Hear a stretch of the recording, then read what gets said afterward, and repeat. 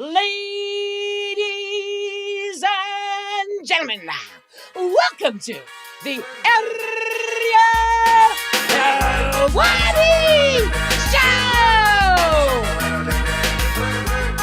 Back in your life on this Wednesday, June 4th, 2025. Hello again, everyone. I sure hope you're doing well. It is great to be here on a lovely, lovely Wednesday in New York City. The weather is fantastic. It is great to be inside. We've had two great shows this week, and this region, sort of the epicenter of mixed martial arts. Of course, we are approaching June 7th, Newark, Brick City, Prudential Center, UFC 316.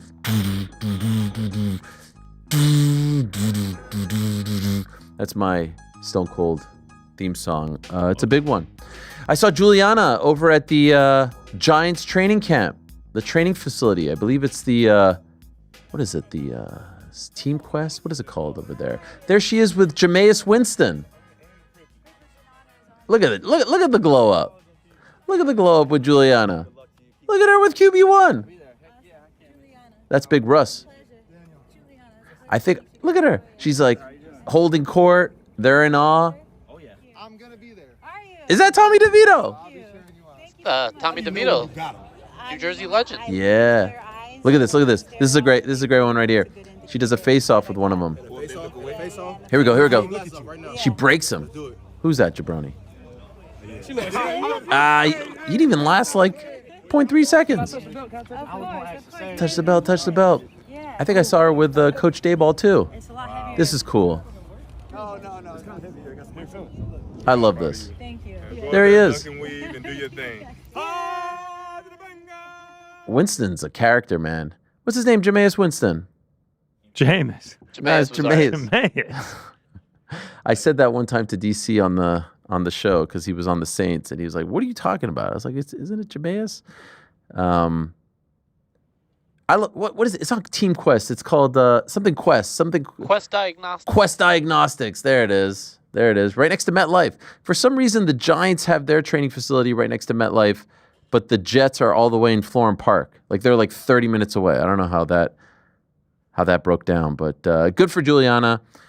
Looking forward to it. We'll talk about UFC 316 on the program, in particular in the first hour, On the Nose coming up. ArielHelwani.substack.com is the place to be for all your on-the-nose queries. Got a ton of them already. At 2 o'clock, we'll be joined by Keyshawn Davis, who returns to action also on June 7th. So it's a busy weekend in the world of combat sports because not only do we have the UFC, we've got Keyshawn fighting, we've got Jayo Pitaya fighting this weekend as well. We've got a big one over at Portman Road in Ipswich. Justice Hooney against Fabio Wardley. We have had both of those fighters on the Ariel Helwani program. We had Justice on yesterday, Wardley on last week. We had Richardson Hitchens. I mean, we've been talking to a lot of people as of late, and that is very, very fun and very exciting, and hope you enjoy all the content. So we'll get into all of that as far as On the Nose is concerned. Then we'll get to Keyshawn Davis. Then at 2:30, Maycee Barber is going to join us to talk about everything that transpired this past weekend in Las Vegas, how she's feeling, what exactly happened, all that and more will be covered in our conversation with Maycee Barber. And then, my friends, in something I never ever thought would happen. I mean, in a million years did I ever think we would get an opportunity to have Robbie Lawler, ruthless Robbie Lawler, one of the greatest fighters of all time, soon to be two-time UFC Hall of Famer. Got in the first time a couple of years ago for his fight against the great Rory McDonald at UFC 189, immortalized right over there. And this summer, or actually I should say in about 3.5 weeks, he's going to go in for his own contributions in the modern wing, which is a little bit interesting because I feel like he's a OG, but I guess modern would be post-Sufa purchase. Anyway, he's going in. Robbie Lawler, former UFC welterweight champion, former Elite XC champion, Strikeforce contender. I mean, just an absolute legend. The resume is insane. He is going to join us in studio. One of the greatest fighters of all time, and also one of the most entertaining fighters of all time, and one of the most no-nonsense fighters of all time. Like, definitely didn't love doing media. We're going to get him in studio to have an extended chat about his illustrious Hall of Fame career. I cannot wait. That will be at 3 o'clock. A huge, huge honor. I was reliving some of his greatest moments. And till this day, I have said it before on the program, the knockout against Melvin Manhoef and the knockout against Matt Lindland are two of my favorites of all time. Not just favorite Robbie Lawler knockouts, favorite knockouts, period. And I think Manhoef is number one all time for me. No joke. The leg getting kicked up like this in Miami, up. Manhoef just killing his legs. And then he's like, yeah, enough of this. I'm knocking your ass out. Cold. Incredible stuff. There was no one like him. He'll be in studio. Shout out to Mark Kriegel. He was here yesterday promoting this book, which is out. If you're a fan of good sports writing, if you're a fan of boxing, if you're a fan of fighting, if you're a fan of Mike Tyson, if you're just a fan of great books, check it out. Baddest Man, The Making of Mike Tyson. We wish him well with the release yesterday. All right. Today's On the Nose brought to you by our good friends over at Averon. We've told you about them. You know about them. They don't make workouts feel like a grind. Use the bike. Use the rower. Use the treadmill. They have gamified workouts. What does that mean? You can play games while you work out. You can race other people. You can watch things. You can actually play video games while you're working out. It's unbelievable. It's powered by their award-winning Averon World software and paired with industry-leading hardware. The rower, the bike, the treadmill deliver the best workouts you will have ever done in your life. You know we have the bike here. You know I have the rower at home. It's an amazing thing. Multiplayer games, races, on-demand classes, scenic rides. The most streaming options you'll ever see on any type of exercise machine. You're sweating it out, getting competitive, and actually looking forward to your cardio days, which obviously makes it a lot easier to stick to the routine. The treadmill has launched, the world's first gamified treadmill. You can get back into fitness with their new introductory pricing. Plus, you head over right now to averonactive.com/uncrowned and you get extra $50 off. AVIRON active.com/uncrowned. That's the spot to end boring workouts. We got a nice little note from someone who said, because of this program, he bought a machine. He loves it. We're trying to make you healthier. We're trying to make you fitter. And we're doing so with the help of our good friends over at Averon. Please support them because they support us. All right, time now for everyone's favorite segment of the week. It is... It's time for On the Nose. Yes, from the Northwest. Okay, let's get into it. No time to waste. Mr. Mystery Balls. Shalom Winteriel Olympicswani. Ever since John Jones' recent stretch of tomfoolery, pardon the pun, or not, I've been thinking he's making the UFC look pretty weak. Do you think he's actually opening the door for other fighters to have more leverage in negotiations? When a champion gets called to fight, they know the UFC doesn't have many backup options for that spot. It only makes sense for them to ask for better terms. It depends on who you are and what kind of leverage and power you have. If your answer is they could just strip them, consider how it looks if they can't make champs step in or have to replace them with last-minute backups. Sure, there's a science to it, and managers need to know how to push, but overall, do you think John Jones is helping fighters gain more negotiation power in the long run? I will say this. What you're implying is some sort of union, if you will, some sort of unified front. I'm not suggesting that they do this, but it's the same mindset that you are suggesting. What if all the fighters are sitting back one day and there's a report that comes out, I don't know, on Variety or Front Office Sports or ESPN, PR, Newswire, and they say, we have just signed the UFC to a multi-billion, multi-year deal, X, Y, and Z. It begins in 2026. It'll be for this amount, for this many events on this platform, with this pay-per-view, this and that. You would think at this point the fighters would say, well, like, wait a second. If you don't have us, you don't have that deal. If we all just sat back and said we're not, if someone got the fighters who are competing at UFC 316 this weekend to say, we're going to stay in the hotel until you raise whatever, the base pay, our cut of the pie, we get a cut of the pie, whatever, that would change a lot. But they ain't doing that. And so you think the champions are doing this? They're not doing it. It's actually not that hard because there's only so many managers in the game who then have their tentacles out to so many fighters. If you get 5, 6, 7 managers on board, it can be done. The problem is a lot of these managers are more concerned with their own relationship with the UFC brass than their fighters' relationship, because the fighters are going to come and go. They need to continue to negotiate and be in their good graces, get their fighters in, get them opportunities, all that stuff and more. But if they had a unified front, a lot would change. Spoiler, there will be no unified front and nothing is going to change. And so John is telling no one what to do. He is just doing whatever he wants right now.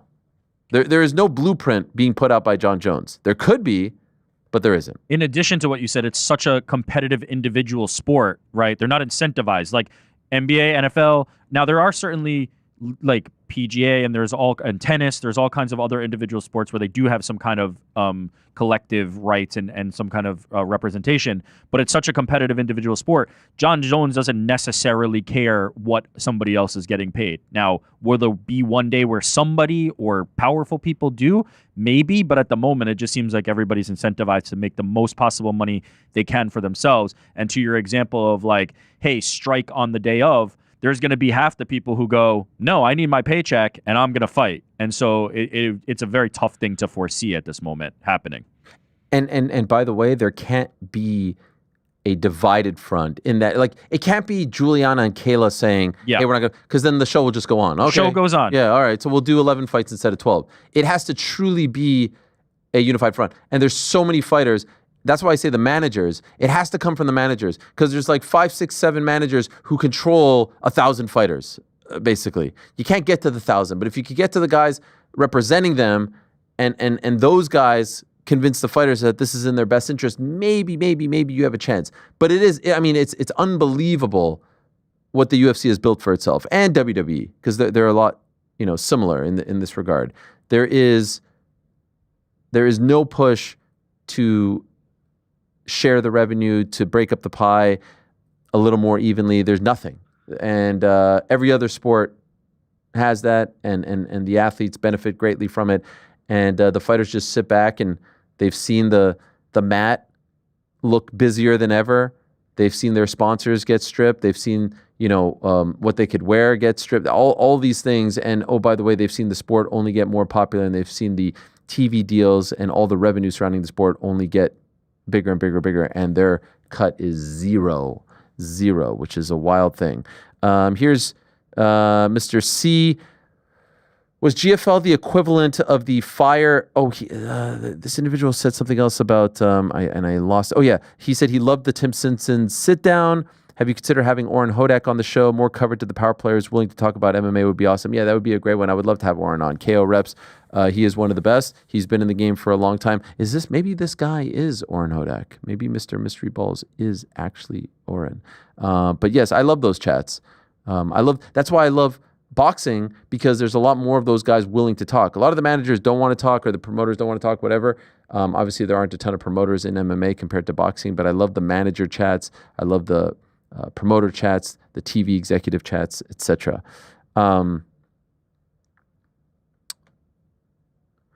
C, was GFL the equivalent of the Fire Festival, just to complete another scam?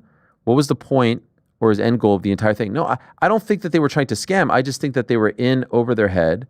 I think they didn't quite understand the breakdown of the sport. I think they, they bit off way more than they can chew. In our conversation with Sean Merriman yesterday, he was talking about, like, you don't have to go crazy off the bat. He's 100% right. And I don't think you need to be an expert to know that. It just seemed very grandiose, very pie in the sky, and unsustainable. He's asking me, was this always a hoax? No, Darren Owen, based on all my conversations with him, was very sincere in his belief that he could pull this off. But, that's not enough. There has to be an actual plan, a realistic plan. You have to be able to build a budget, and he just didn't have that. And as I said, there were many warning signs. Like the team concept is flawed. The schedule, flawed. The days that he was talking about, flawed. The draft, flawed. The payouts, flawed. And that's why I said I thought that they were DOA. Somehow that got missed in all of this, but it did not seem very promising.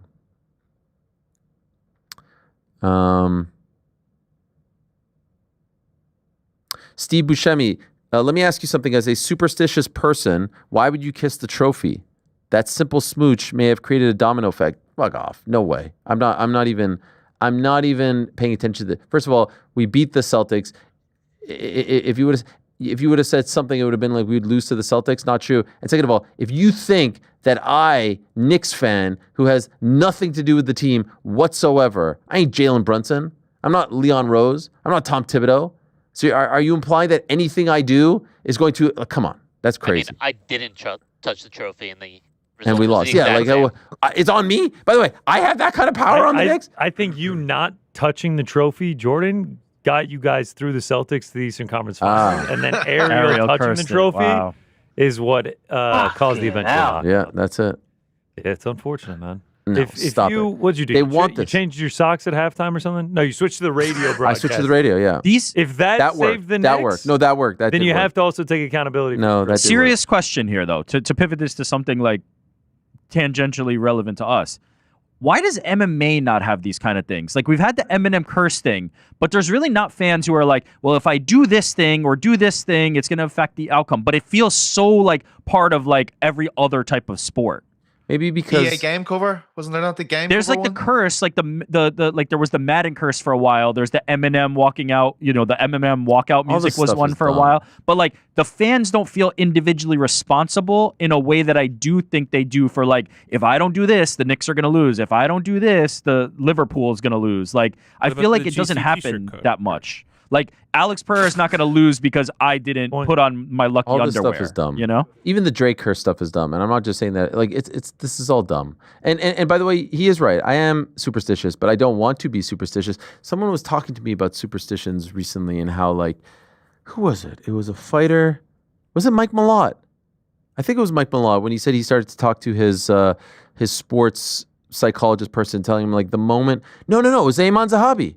Remember, Ayman Zahabi told us that he had a thing that he wouldn't allow his wife to come to the fights because he went on the roll post-pandemic, and then he said like he needed to let go of that, and so he allowed her to come to the Montreal fight, and he won, and just to prove that none of this matters and none of it affects the actual outcome. This is all silliness.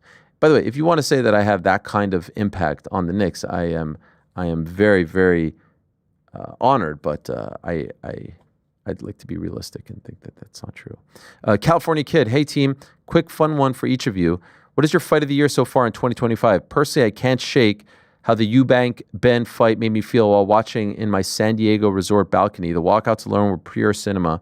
Both walkout songs gave me the chills, and the fight was action from opening bell to the end. Any other contenders that hold a candle? So are you saying just fight of the year regardless of sport? Yeah, that might be it. Hughes Usman. As far as MMA is concerned, Hughes Usman and Bilal JDM to me are the two best, right? It's kind of slim pickings, not gonna lie. But as far as MMA is concerned, I'd have to go with those. There's one I'm forgetting. I don't know. Shout out to his San Diego resort balcony though. Yeah, sounds great. Nice. Better Be a Bivol 2 was a great one in February. Yeah, I liked Eubank Ben better. Oh yeah, for sure. Eubank Ben was great, yeah, in fairness. Brilliant. It just had it all. It had the story, it had the build-up, it had the walkouts, it had the fight. It had it all. So, yeah. Okay, so there's a guy named Snack Shack who I swear to God, it has been 10 straight weeks now. And this he posts a variation of the same question. So just to serenity now this, once and for all, I will answer the question, and you guys are going to be blown away by this question. I swear, it's every week I see it, and I skip it because I don't think anyone wants to hear me talk about this, but he wants it, and he's freaking out. All right. Snack Shack. I still don't understand why you refuse to answer the vaccination question. Is it that big of a deal? We just want to hear your opinion. I stress opinion. You give your opinion on everything else. And with young kids, I want to know if that is something that worried you or if you trust the vaccination process. Snack Shack is dying to know my thoughts on the vaccine. Get off the fence. Oh boy, make it. Now, Snack Shack, let me ask you a follow-up so that we can keep this going until next week. Are you specifically talking about the COVID-19 vaccine? Or are you talking about vaccinations in general? You might as well answer them all so that we're basically covered. That is a great question. Are we flu shotting it?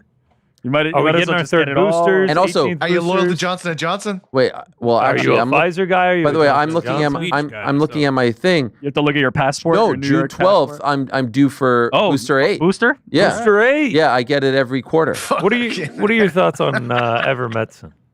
Yeah, no, I think it's all good. Ivermectin. Listen, can I tell you? I don't give a fuck what you do. Did I get vaccinated? Yes. Did I get one booster? Yes. Did I stop after that? Yes. Did I get the flu shot? Yes. Did my kids get vaccinated? Yes, but it was like the half one. And I won't lie. I won't lie. There have been times where I was like, did we get conned? Did we get scammed? But if you go back to that period, like we couldn't go to Canada. We couldn't visit our family without it. They couldn't go back to school. Was that right? Was that wrong? I don't know. But I'm just fucking trying to live. I'm just trying to move on.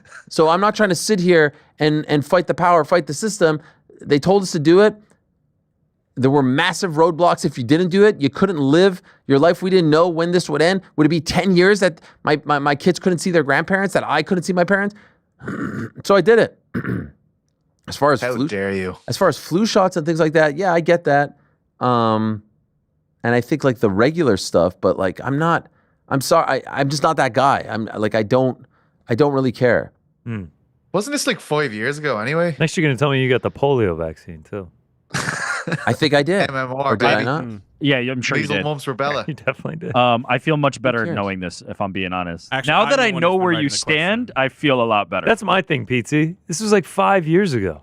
Well, I can't believe people are still holding on to this. And like clearly, it's specifically the vaccination process. I think he means all vaccines. Yeah, the vaccination process No one back gave then a it was fuck kind of before like COVID-19. questionable, like how quickly they came up with it. But like 5 years ago, 100%. In no retrospect, adverse there are a lot of effects. questions. I've had zero adverse effects. Some have. getting it. Some have, and Some and people that's- have. I that's have. a very Isn't that real what thing. every fucking vaccine? Yes, Like, isn't any that how it works? medication. You ever seen a medicine commercial? Yeah. Oh. I lost all my jobs because of the pandemic, and the only way I could work was to travel to England. So what the fuck do you want me to do in this situation? Do you know what I mean? Just stay unemployed. There was for the a rest of my time life? period here where like you couldn't go into a bar without it. You couldn't go into a restaurant without Exactly. I just what do you wanna- want me to do, Jesus? I just You know want what to I mean? bring this. I just want to bring it. this Fight back. the power, Pete. It seems like it's at a boil. I want to bring this back to a simmer because this person has not suggested This guy's that getting me it's- fired up. I'm with him. that it's bad or good. No, but hasn't- he has- like he I don't has think he's asked attacking you for so having I'm many just times. angry because I think he Ariel feels avoids the attacked. question. The fact that he's asking about this in 2025, I think it makes his stance pretty clear. Yeah, come on. Like, You know what I've always said about this? Oh, You know, like we would do the media workout interviews, and I'd be next to the fighters and whatnot. And this is pre-pandemic, and I would never once think to myself like, I wonder if he got his flu shot. Sure. I wonder if he got, like, I wonder if he's fully. I don't give a fuck if you are, if you're not. I don't think less of you. I don't think more of you. Just do you, man. Just do whatever makes you happy, whatever you're comfortable with. I'm not trying to make any sweeping generalizations, accusations. None of that. Just do you. do you, brother? Can't wait for him to ask the same question next week. Can't wait. No, Eric. It's going to be a variation. Eric Hamidi, New York Rick made an appearance on Submission Radio where they gave their top 3 basketball movies. Oh, What yeah. are yours? Does 8 Crazy Nights count? No, come on. No. What's 8 Crazy had Nights? he had a small. Ooh, that's a great one. It's an Adam Sandler animated film about Hanukkah. One of the very few Hanukkah movies. Highly recommend. It is a great movie, but not a basketball movie. I'll write it down. So Another Hanukkah Should basketball I movie. should I tell my 3 and then Wait, we wait. can spin off that? yes, but let Jordan Full finish his Court thought. Miracle. If you know, you know. No, I don't know that. I don't know one. that one Disney either. Channel original movie. You guys don't know?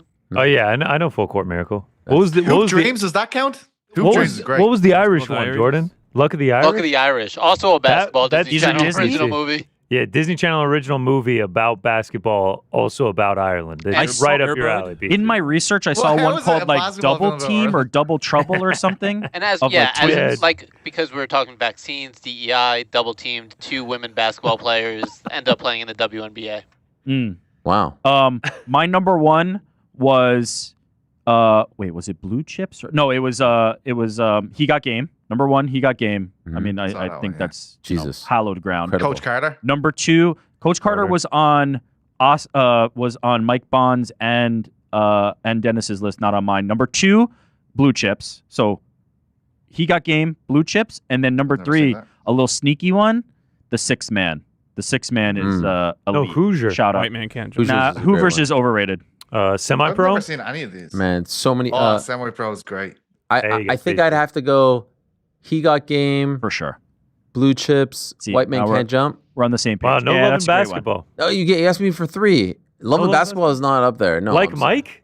No. Oh, stop it. LA Knights? What? You know there was Stop what? Like Mike. Are you kidding Oh, me? it's a With Little banger. Bow Wow. Dennis had it Jason Kidd? on his. You know there was. He goes by Bow Wow now, Ariel. Come on. Yeah, but I Does think Space back Jam then- count? Space Jam Space is. Jam does count. Yes, no. There's mine right there.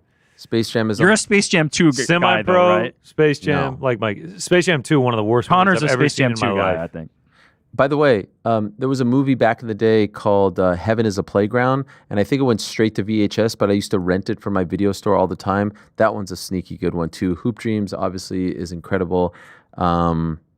Celtic Pride Winning with Time Damon was Wayne. good. No, don't Not a- put Celtic Pride in the good list. That's on the absolute Can I horrendous tell you? movie Can I list. tell you low-key one that I really loved? Eddie.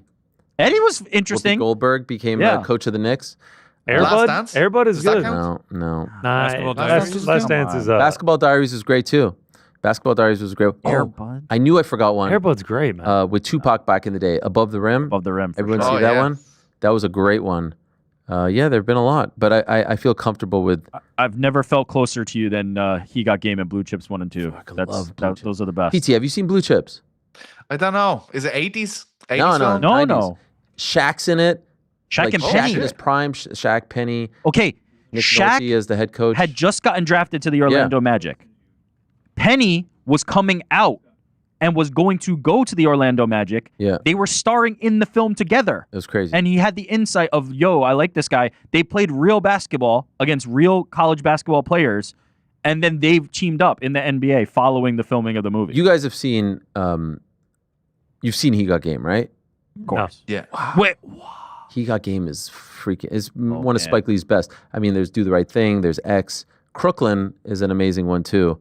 I don't think it's the best Spike Lee, but God, it's fantastic. So good. Highly. Above the Rim? All right, You GC, this mentioned- is going to get you to watch this. You ready? There's a scene in there where Jesus Shuttlesworth, played by Ray Allen. You know what? I have seen this. I'm sorry. Oh, Of course. I'm sorry. Yeah. But okay, then what I'll Denzel. say, yes, that scene with Denzel playing Jesus in the park, So good. Denzel didn't tell Ray Allen that he was going to really play Oh yeah. and scored on him, and Ray Allen got furious, and Denzel actually scored points against Ray Allen in real basketball. That was the genesis of that. Like, they started actually getting competitive because Denzel was scoring on an NBA player. No, It's I'm with fucking you. Great incredible movie. shit. Great movie. It is a great movie. A side note, one of my favorite scenes ever in any movie is Spike Lee's 25th Hour. Has anyone seen 25th Hour? No. 25th Hour is golly, what's his name? Ed Norton. Ed Norton 25th Hour is incredible. Oh, the one goes in to New jail. York, right? He goes to jail, and he has 24 hours or 25 hours, and Philip Seymour Hoffman's in it, and Rosario Dawson. And there's that one scene that I adore that I look sometimes on YouTube just to remind me of New York, where he goes into the bathroom and it says "fuck you" on the mirror, and then he says "fuck you." Fuck you, fuck me, fuck you. And then he goes through every single like stereotype about New York. Fuck these guys on the Lower East Side. Fuck these guys on the Upper East Side. Fuck these guys. And it's like every single the Italians in Bensonhurst, the Jews on in Midtown, the yuppies on the Upper East. It's such a great freaking scene. 25th Hour, fuck you scene, one of my favorites ever. This is I'm the gonna most. download this for the flight. This is the over. most like pop culture exposure that you've done in a while, and I'm extremely impressed. There was a time, man. There was a time you were What in. did I thought he Cora was gonna mention Jade Billy ask you Madison. on Monday? Fuck. It was Something about a movie? yeah. She It was asked you if something you'd seen pop culture something. related. And what did I Yeah. say?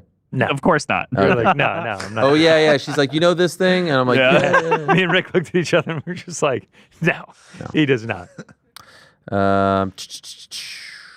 White Whale Holy Grail. Hey, Ariel, with half the year gone, I was going to ask what are your favorite moments from Uncrowned this year. Trying to come up with my examples, I realize it's an impossible task. So many. It's really crazy. So I'll just congratulate you and the team for a phenomenal job. It must be hard at times, but Uncrowned has been amazing so far. So thank you to all the team. Wow, that I do really appreciate that. It is very, very fun and rewarding and tiring, but I think we're all enjoying it and all very excited about future plans and future ideas that are percolating. So thank you for that. I will say from this year, my most memorable moments, this is White Whale saying this, was the Jim Lampley interview. An all-time moment was Helwani Vision, the only time I ever spent money to watch MMA. Wow, thank you. Helwani Vision is a tough one to execute because there just aren't that many non-UFC pay-per-views that we could do this with, but would love to do more, whether it's for any form of combat sport, really. Question about your involvement with International Fight Week. When is Dana announcing the Uncrowned UFC collab? Yeah, I don't know that's happening, but it's going to be a good time. Mitch Wheeler, but thank you so much. And Matt Mo says GC beating Ade on the Avron is his favorite moment. Mitch Wheeler, now that UFC Noche is a fight night, where do you think the September pay-per-view will be held? Honestly, don't know, but I think it might be the following week, the 20th. After JDM's win, there's been a bit of talk about bringing a pay-per-view to Australia. No, I don't think. I think maybe, but I don't think Islam's fighting him in Australia, to be honest. So I wouldn't hold my breath on that. Jordan from Perth. Speaking of Australia. Salam alaikum, Ariel and the team. A few true or false questions. True or false? If Chimaev beats DDP, he'll be a top 3 middleweight of all time. What? No. What are you, crazy? He has like 2 fights at middleweight. True or false? Start. If Charles beats Taporia, he rematches Arman and Islam stays at 170, win or lose. If Charles beat Taporia, he rematches Arman and Islam. I kind of feel like Islam's just going to stay at 170, to be honest. I don't think so. I'll say true. I mean, there's a lot there, but Arman has to fight.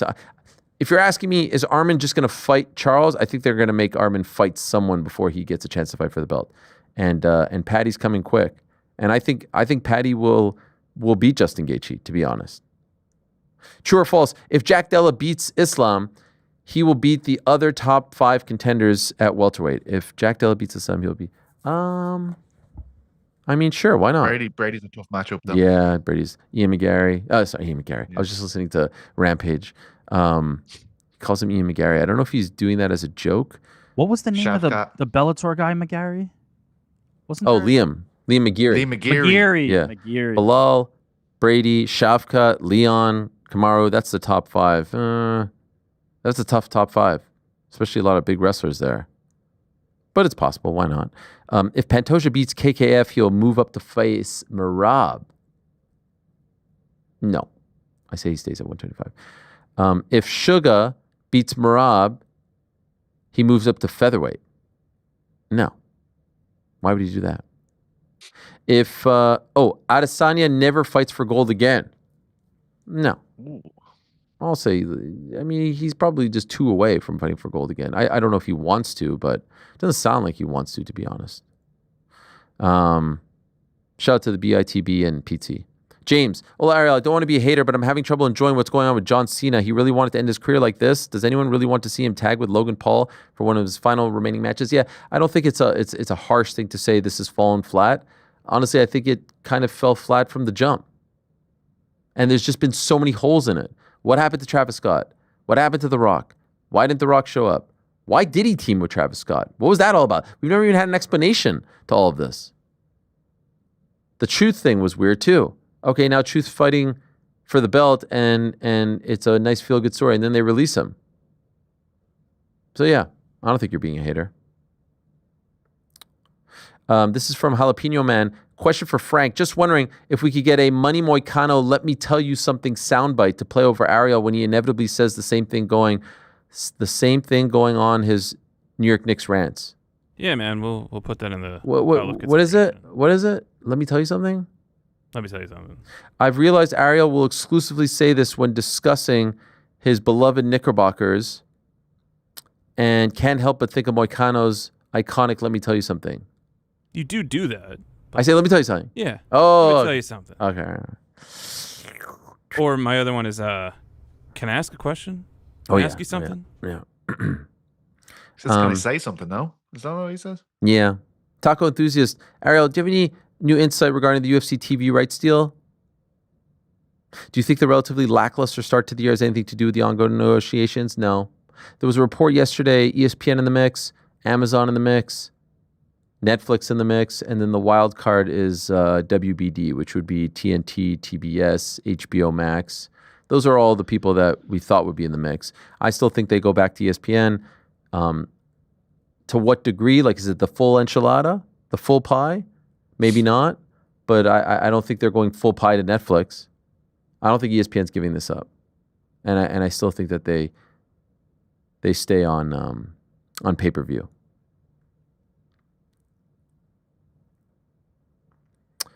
Ariel Helwani, my question for you and the boys is, this is from, I don't know how to pronounce this, Qaazla. Quazla? Which trilogy will be bigger? Which trilogy will A, be the bigger fight, B, deliver? Katie versus Amanda, Max versus Poirier, or Bivol versus Beterbiev? Katie versus Amanda will be seen by more people, also at MSG. They've always been good fights. Yeah, also based off their first two fights, Yeah. there's just no way that it isn't a... I think Katie versus Amanda will be bigger, but I think both will deliver. I don't have... Katie versus Amanda has the two best by far out of all these options that are already in the bank. So as long as the third one's even relatively decent, it's incredible. The second Max and Dustin is one of my favorite fights ever. The first was not as crazy. Dustin. I feel like Max and Dustin has the highest ceiling. Katie and Amanda is the most likely to deliver for the third one. Yeah, they're special. I don't sense the same type of buzz anticipation for a Beterbiev Bivol. We saw it twice. There were two great fights, and usually you'd want a third, but I'd like some separation. And I really wanted to see Bivol versus Benavidez, so I don't put that in the same category. Hut, Ariel, crazy the Knicks dropped Tibbs. They hadn't been to the playoffs for 7 straight years before he was there. Made playoffs 4 to 5 years with him. In your opinion, what do the Knicks need to do to get over the hump? Side note, the last 4 teams to lose the Eastern Conference Final went on to make the finals the following year. Think they pulled the plug too early? Go Pacers. Thank you. Love the show. Thank you, Hut. And I know you're a Pacers fan. Congratulations. Good luck. What is it? Tomorrow. Don't really, I like the Thunder players better. Obviously, I don't have animosity towards them. I will forever feel bad for the Sonics fans. And I know what it's like to watch your former team win a championship because I saw the Nationals win and it felt awful.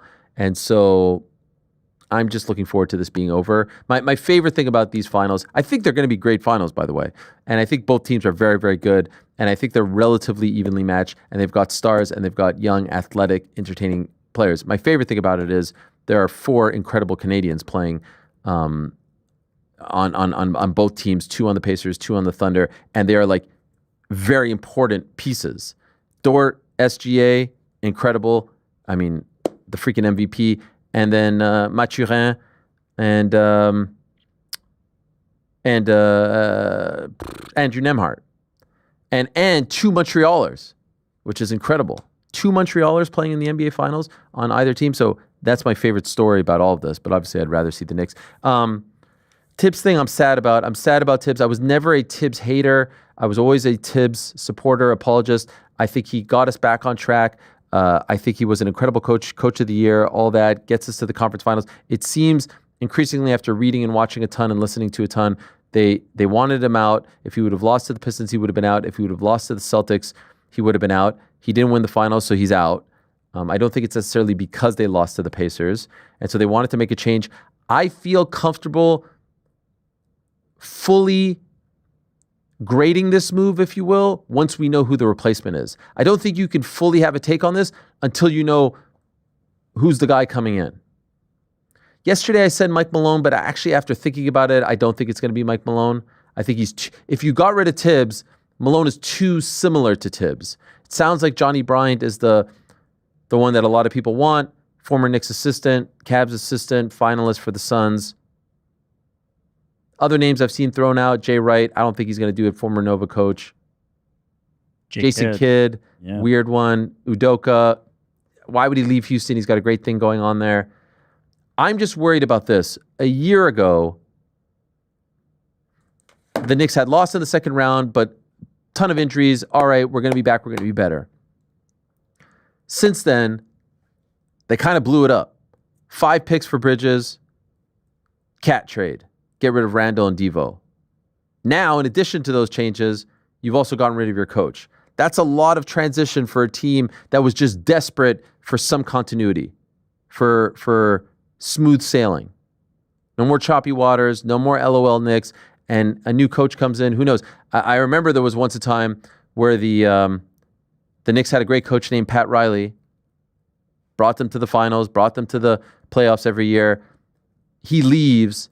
They go after the big name, Don Nelson, and he lasts half a season. They fire him, and they put Jeff Van Gundy, and obviously he turns out to be a legend. By the way, I love Van Gundy, but I don't know if that, I don't think he has a great relationship with Dolan. Point is, you got something good, it's scary to tinker with it.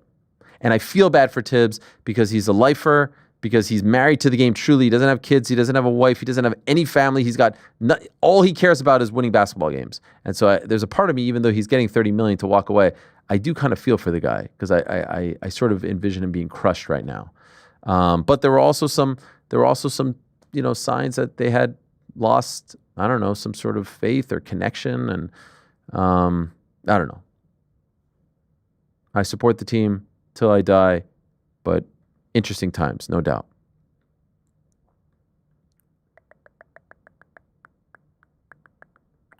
Samuel, why has the hype for Jelton Almeida completely disappeared?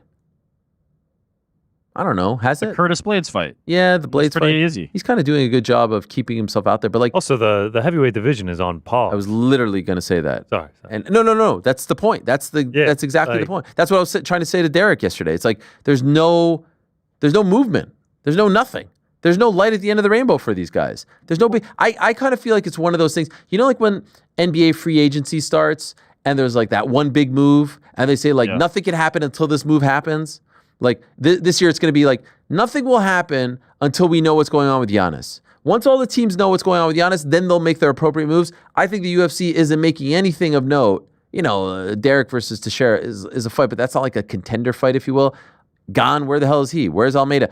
Until they know what's going on with this, because this is going to impact. If there's no John Jones, then Gane probably moves up, and then Almeida probably moves up. If there is John Jones, then those guys are here. So honestly, looking at the rankings, Aspinall, Gane, Volkov, Pavlovich, none of them are booked. I think Blades is on the Abu Dhabi card. Yeah. Jelton Almeida not booked. Like, it's just like the top end of the division, no one has a fight. I think there's some of that, but I honestly believe it's more that his ceiling has just been lowered. Like, when you look at that division, it's Tom Aspinall's division, and if you lose to Curtis Blades in that fashion, people go, you ain't beating Tom Aspinall, so you ain't really relevant. And I don't think there's anybody outside of Tom that anybody cares to see fight in that division other than John. It's Tom and John. It's Tom and John's division, and like everybody else, unfortunately, is just in a bin that's not like the toys that get left to the side. Mm-hmm. And those are the two action figures that everybody wants to play with. But I just think his ceiling's been lowered after that performance. Now, can he prove otherwise in the next time he steps out? Probably, yeah. I think if he has strings together a few good performances in a row, yeah. But I think the ceiling's just been lowered, and that's okay. He can still vault to the top of that division because it's so shallow. This is a good one here from, I believe it's our good friend Henry Nichols, who's been doing great work for us. Legend of the game. Yes. Legit. Shout out to Henry. Let's go Heels. What's up, crew? As a freshman, you helped me massively with dorm essentials a few years ago. This year, I will be a junior living in a house near campus with a group of 4. It's a huge upgrade from the hall-style bathrooms and sharing a small room with 2 people. Those hall-style bathrooms are something. Yeah, that is a big upgrade. I mean, the communal bathrooms is the worst. Was my second year. I was all the way at the other end of the floor, so like having to walk there with your little like shower caddy thing and your flip-flops felt like such a loser every time. Anyway, what is one God, I would do everything to not go back to that time. You know, some people say like, I'd give anything to go. I would do everything to not go back there. What is one thing from each crew member that is a must-have in a new place where I will have my own space and a real kitchen on a reasonable college student budget, of course? Gotta have a turntable. Come on, stop. Oh, it's a good shout. PT agreed. Yeah. He immediately just cool. went back to doing something else for work. He's like, yeah, you gotta have a turntable. Hey, we set up everything. Oh, that? And also, Frank, like okay, he like can we just break the dive in fourth with that wall? and then immediately The went back setup to work. isn't for me. The setup is for you. Why are you telling me? You asked for a reminder. No. I was saying to you. Oh, he was saying something into your Yes. ear. He was saying it to me. Frank. Literally said, remind me. Break You the gotta fourth get a wall. turntable. We've got to do the Avron thing. I said at 1:45, go do what you have to do, and then tell me Connor's ready to go, and then we'll do it. You're Here like I a am, broken record. staring at Connor, clearly not ready to go, and you're giving me the reminder. What am I the only supposed to one do? that- in Hey, this you gotta have a situation? I don't even know turntable, what they're man. talking about. Gotta It's have a great. turntable. Yeah. I'm literally looking at the guy. Clearly, he's not setting up for it. Let's break the fourth wall even more. Yesterday, you were recording something, and Oh, God. you're recording and everything, and then Frank's like, "Hey, just give me 1 minute. This is gonna be hilarious." And you paused for a second, and you're like, It was more than a pod. "Yeah, hey, man, let's go ahead and take it from the top." And you're like, "What?" He actually set I'm it not up. done yet. Yeah. Done. And we were dying back here because he's like, Wow. "Yeah, just go wait for this one, guys. This one's gonna be hilarious." Oh, wow. And you're just No. like, "What?" I can confirm, not hilarious. It What not was funny. hilarious? It was Nailed it. not funny at all. Oh, it's great. Listen. it was great. You hit some, you miss All some. joking aside, Frank's on a tough streak right here. Okay, anyway, I say a toaster oven. Toaster ovens. Yeah, good. that's air clutch fryer for sure. in Hot today's hot. day and age. Ooh. I'm a Air little worried. fryer, I'm a little fuck. worried about the air fryer. No, some of them are Boy. blowing up and shit. Brought to you by Who's the man fucking who doesn't have blowing? a microwave. That's true. That's true. I do have an air fryer, by the way, and you can do a lot of yeah. great things. Unreal. I'm It's just, I'm unbelievable. looking out for our friend Henry Yeah. here. Okay, I don't want any A problems. toaster's clutch. Comfortable mattress. That's it. That's all you need. Neti If you sleep well, you live well. Couch. That's it. What about some Bam Bam Buds? Whoa. I man, mean, you trying could to get him do in you could do trouble? worse than that. I mean, that's isn't that bringing what up the kids do? vibes, bro. Yeah. Isn't Get that a what little kids- pipe, a lot more discreet. Anyway, shout out and go Heels. I'm Good luck joking, to you, it's all a Henry. joke. And we appreciate all your great work. Oh, yeah. And we look forward to meeting you. P.S. He says, Pizzi, UNC Oh. football is playing in Dublin next year if you want to see some dominant Belichick football in action. Did you know this? Oh shit! Yeah, they Is go. that Belichick's team? Yeah. Yeah. Well, I've been Or is it listening to a lot Jordan's about team? Belichick. And That's right. Potential impacts on the team over the last few days. Thank you, Rick. Go check it out. Yeah, I'll be there. And aren't Last the time- Steelers playing someone? Steelers are playing the Vikings? Vikings. Yeah. I think my mate's trying to get them tickets. Can I tell you? Do you remember the last time I went to the football thing? And in Ireland, the fucking bank machines broke, and they had to give out free points. Oh, yeah. I've never seen 80,000 people more drunk in my life. It was absolutely wild. I can't even remember getting home that night. Insane. Free beer in Ireland? Fuck. Never heard the like of it. Great experience. Yeah, no, I saw that. Just let me know when he's ready back there. We'll have Frank do it. Don't worry. Doxy Clean. Hey, Ariel and the boys in the back. Thank you for all the great content you provide. It makes work go by faster. Thank you. Special shout out to Frank. Feel bad for the Stars, but the Florida Panthers will avenge your loss. Really wanted a Stars-Panthers Cup final. Pfft, boring. Not because of the Stars, by the way, but because of the Panthers. I think the Oilers are winning, by the way. Oilers in 6. McDavid finally gets over the hump. If you could attend one sports final in history, what would you choose? Golly. Well, there's two that come to mind. Game 7 NBA Finals. Knicks at home against whomever, or the Super Bowl with the Bills there. I've never been to a Super Bowl before. World Cup He's final. saying upcoming, not historic. Like he's saying, In history. yeah. Is he Pick saying one- like... pick one retroactive? Oh, then it's the easiest of all time. Game 7, May 8, 1970, Game 7 of the 1970 NBA Finals. Walt Frazier, 36 points, 19 assists. I think he had something crazy, like 9 steals. No, 9 rebounds, 5 steals. Like one of the craziest lines ever. The Willis Reed game. That's the one. I have a feel, Pizzi, I want you to go, but I have a feeling that none of us will pick a combat sports event, No. even though I'd we've been to pick, so many. I mean, Ali Frazier won at MSG. 99. United 99, the new camp against Bayern Munich. Yeah. A miracle. Yeah. Amazing. If you could be at one fight, I think Ali Hagler Frazier. Hearns. Hagler Hearns. Tyson Holyfield. I mean, Rumble in the Jungle. Rumble in the Jungle, yeah. Like It's something very something moist just and humid though. Yeah. humid, but you're there for history. You're there for like legendary history. Frank Sinatra couldn't even get a ticket. How am I going to get a ticket, Rick? Yeah. You know No, what I they're mean? giving it to us. They're giving it to us. Nah. Or You're like- too humble. You're too modest, Pete. Or imagine one of those like old like Ingemar Johansson against Floyd Patterson at Yankee Stadium fights. Yo, dude, like Jack Johnson fight Oh, back in the yeah. day. Yeah, some crazy thing like that. Lads fighting each other for 9 hours. Literally, the entire globe is watching on closed circuit television. I mean, that would Yeah. be pretty epic. Oh, this is a fun one from Anthony. Hey guys, just a fun one for you and the guys. What would you rate from worst to best between these options? Ariel's takes on rap music. I mean, that's a shot. That is a shot. At you, no, Ariel. obviously best. New York Rick's fight booking, GC's betting record, Pete's impartiality to anybody Irish. Also, when are the UK fans going to get AH and the crew live for a meet and greet? Yeah, man, it's gonna happen. There's so many plans. We had a very exciting meeting earlier today. Can't tell you too much about it, but we have so many plans. There's almost like too many plans, but I'm very excited. And I'm not trying to do that thing where it's like, oh, we've got a lot of things. No.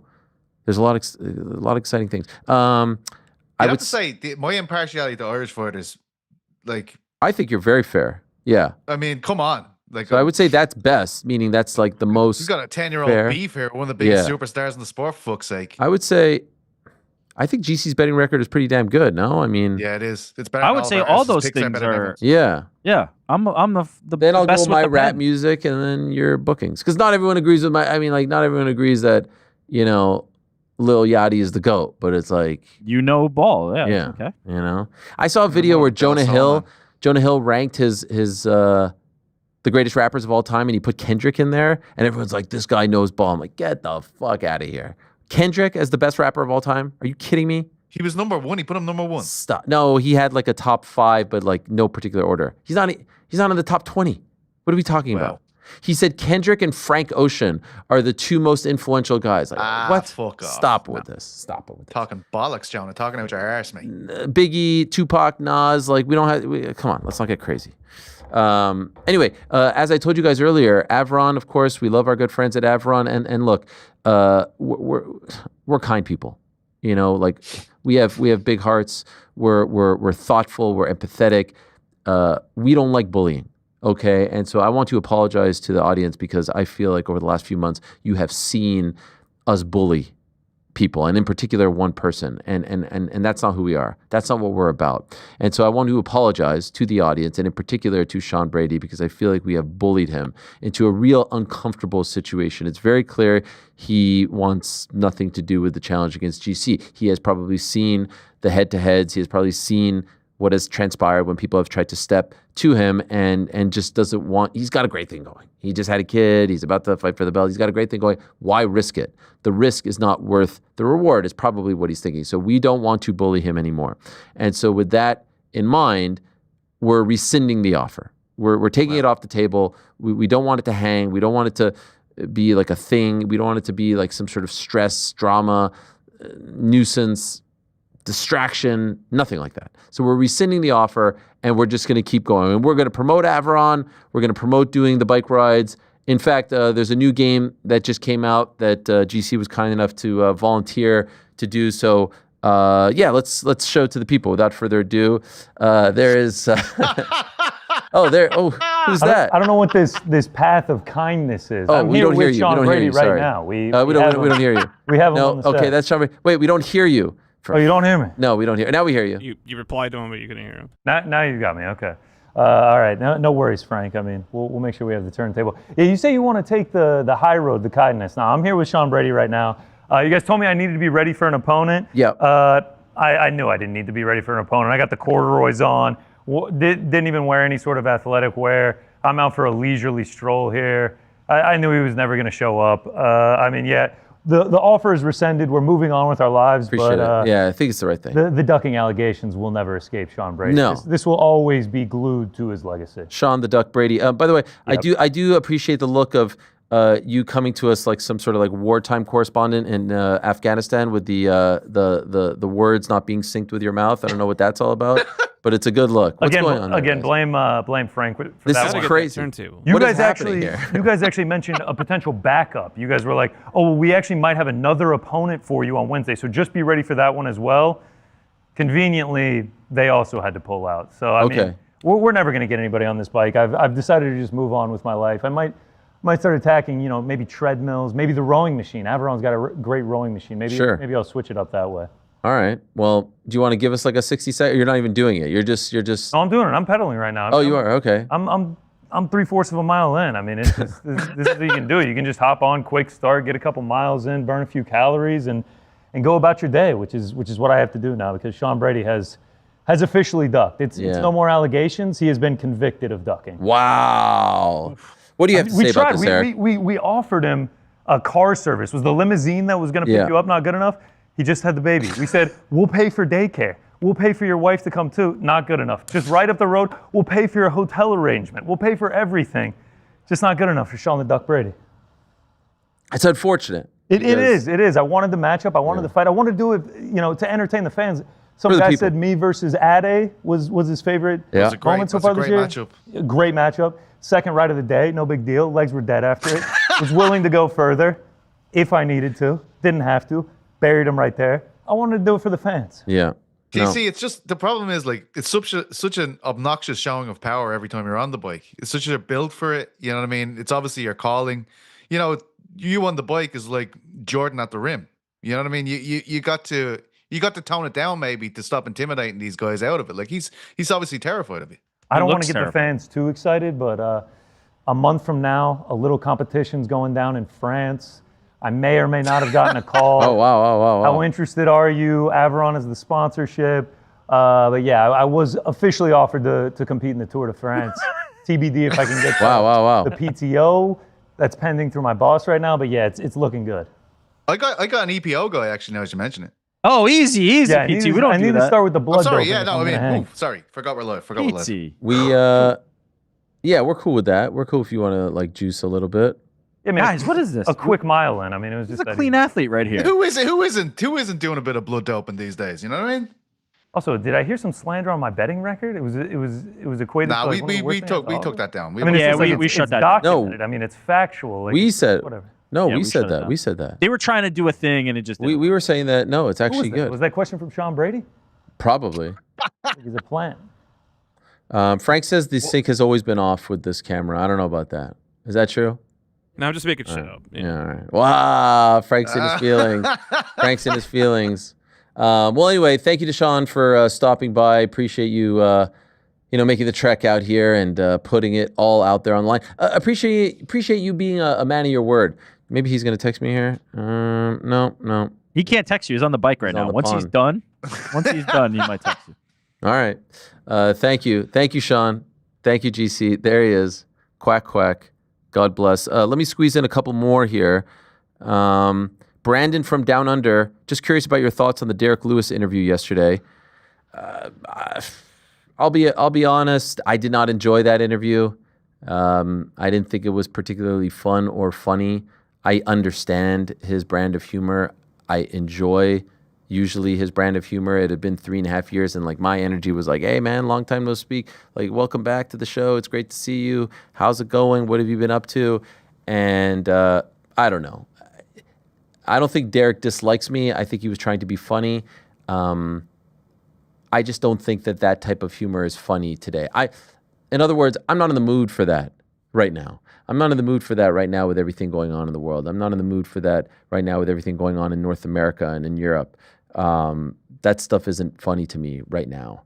There was a time where like I'm happy to lean into the nose stuff. I'm happy to lean into like, oh, mensch, this, that, but like it's not funny right now. And especially when you're very, very misinformed and you're talking about like internet conspiracy bullshit. I mean, the amount of misinformation that comes out of the MMA community in particular about this one topic that no one knows or understands or even wants to understand anything about. And I'm not going to spend, we've got Keyshawn Davis, so it's probably a horrible time to get into all of this now, but I'm not going to spend time educating you all, but like it's frustrating, it's disheartening, and yeah, it's a bummer sometimes. And so Derek coming on trying to be funny about some of these things, I don't even think he cares about it. I don't think he even has done, a second of research. But it's low hanging fruit. It's fun. It's funny. Okay, let me talk about the tunnels. Let me talk about Jews and money and all this stuff. Not in the mood.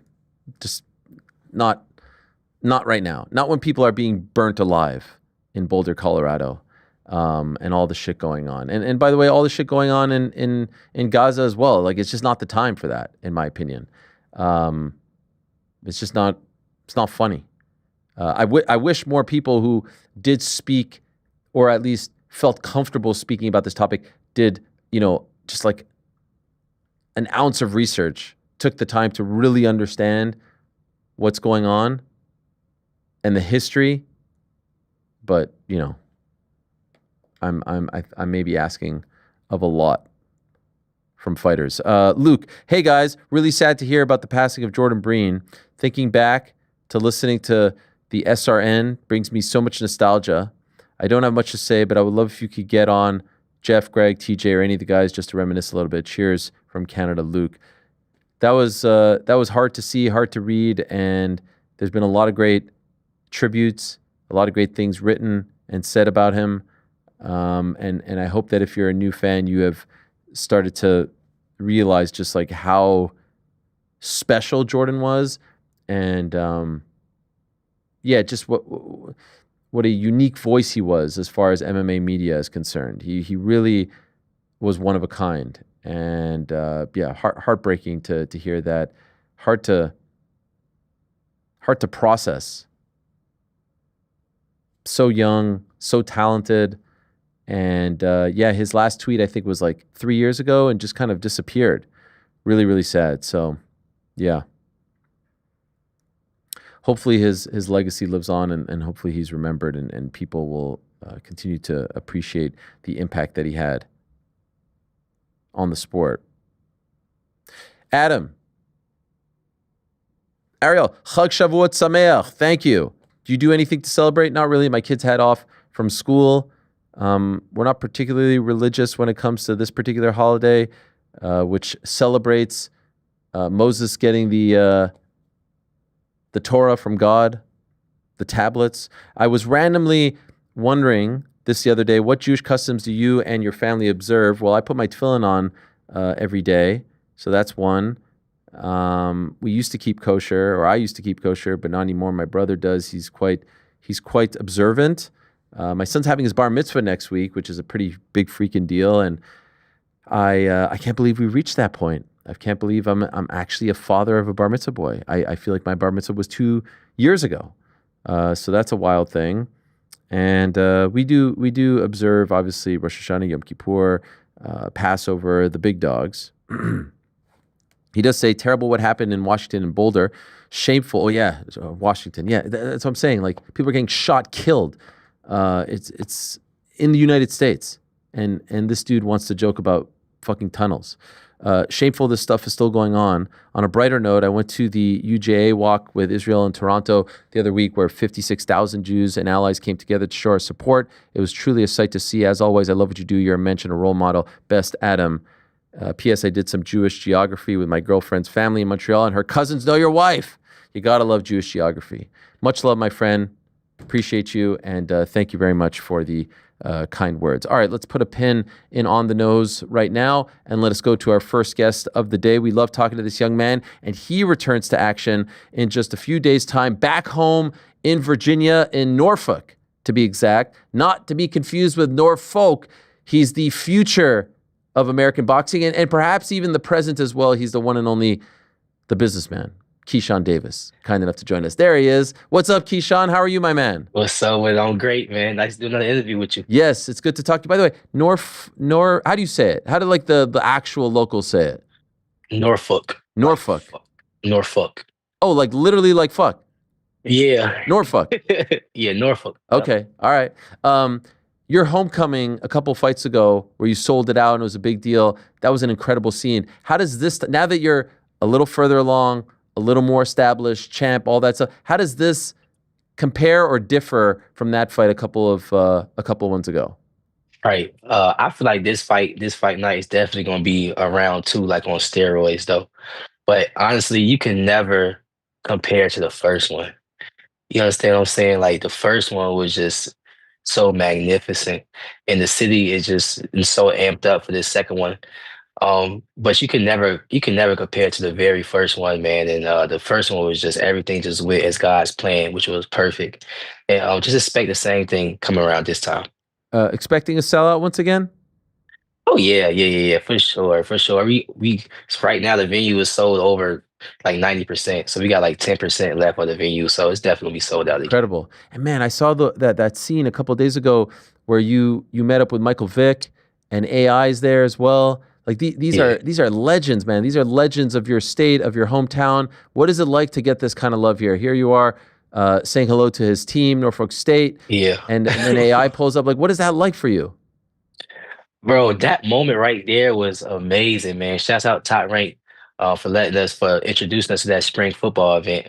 But that moment right there was super amazing, man. They invited basically like um another football player, another star football player, and then DB3 was involved, and you had like the state delegates, and then you had the city, the people that was like within the city. So it was like us just walking on that field and making that entrance to that field, walking into, Michael Vick's football team, the entire football team is on their knee just waiting for us just as we walk up.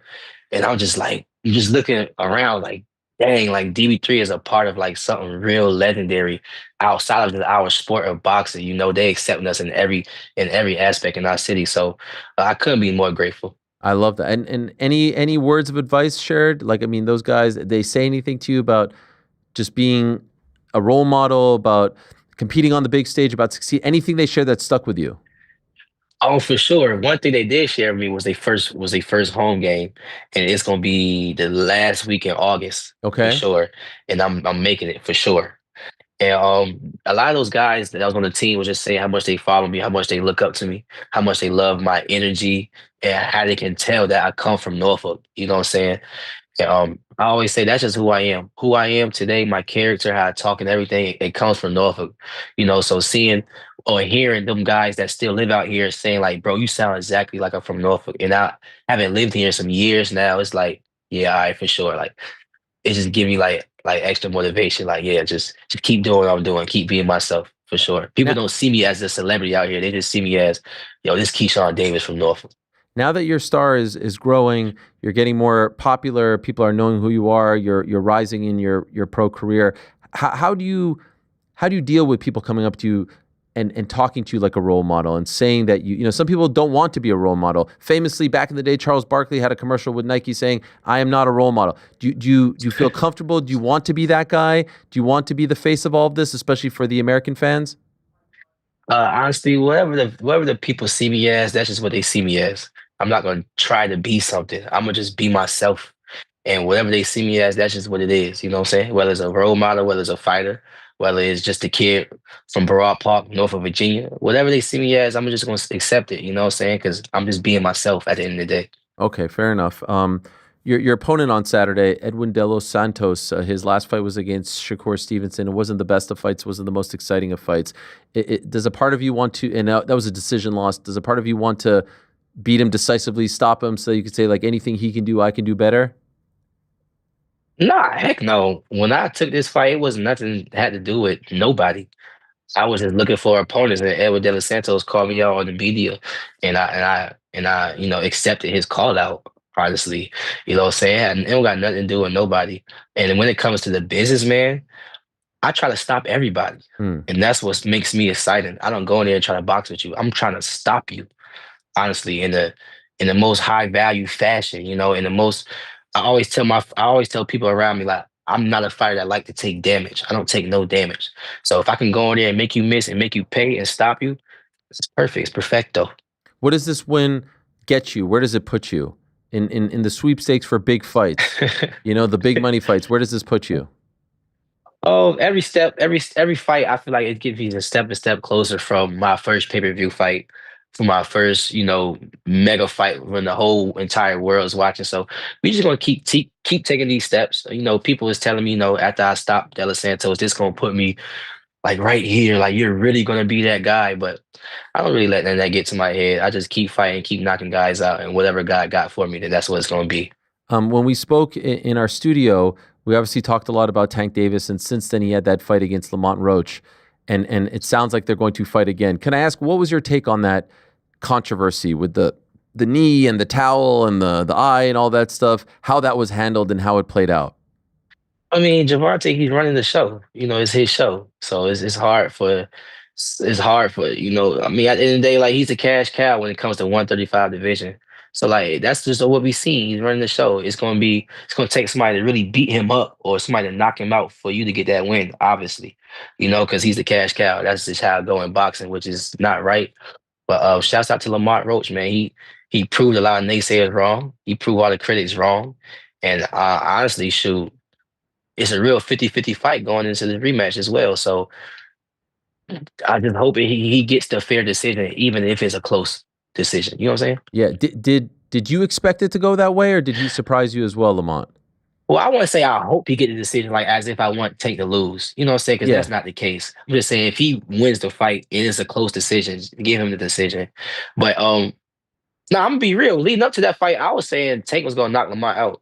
He was coming up from 130 to 135, and Lamont never fought a level of competition like that before. So I was with Tank. You know what I'm saying? I wasn't like, yo, I'm all the way with Tank, like he's gonna do it, but it was just like, yo, I feel like Tank is gonna knock him out, and he gonna get the win. But as I seen the fight happening, because I'm a real fighter, I know boxing, like in the midst of things. So as I'm watching the fight, I'm like, oh nah, it's gonna be a tough fight. It's gonna be tough. You know what I'm saying? My decision it instantly changed once I seen them in the ring and fighting. I'm like, oh nah, it's gonna be tough. And it might be a draw, or it might go to Lamont. That's what I was saying. What do you think happens in the rematch? I don't know. I ain't gonna lie to you. I don't know. I wanna say Lamont probably pull it out and get it.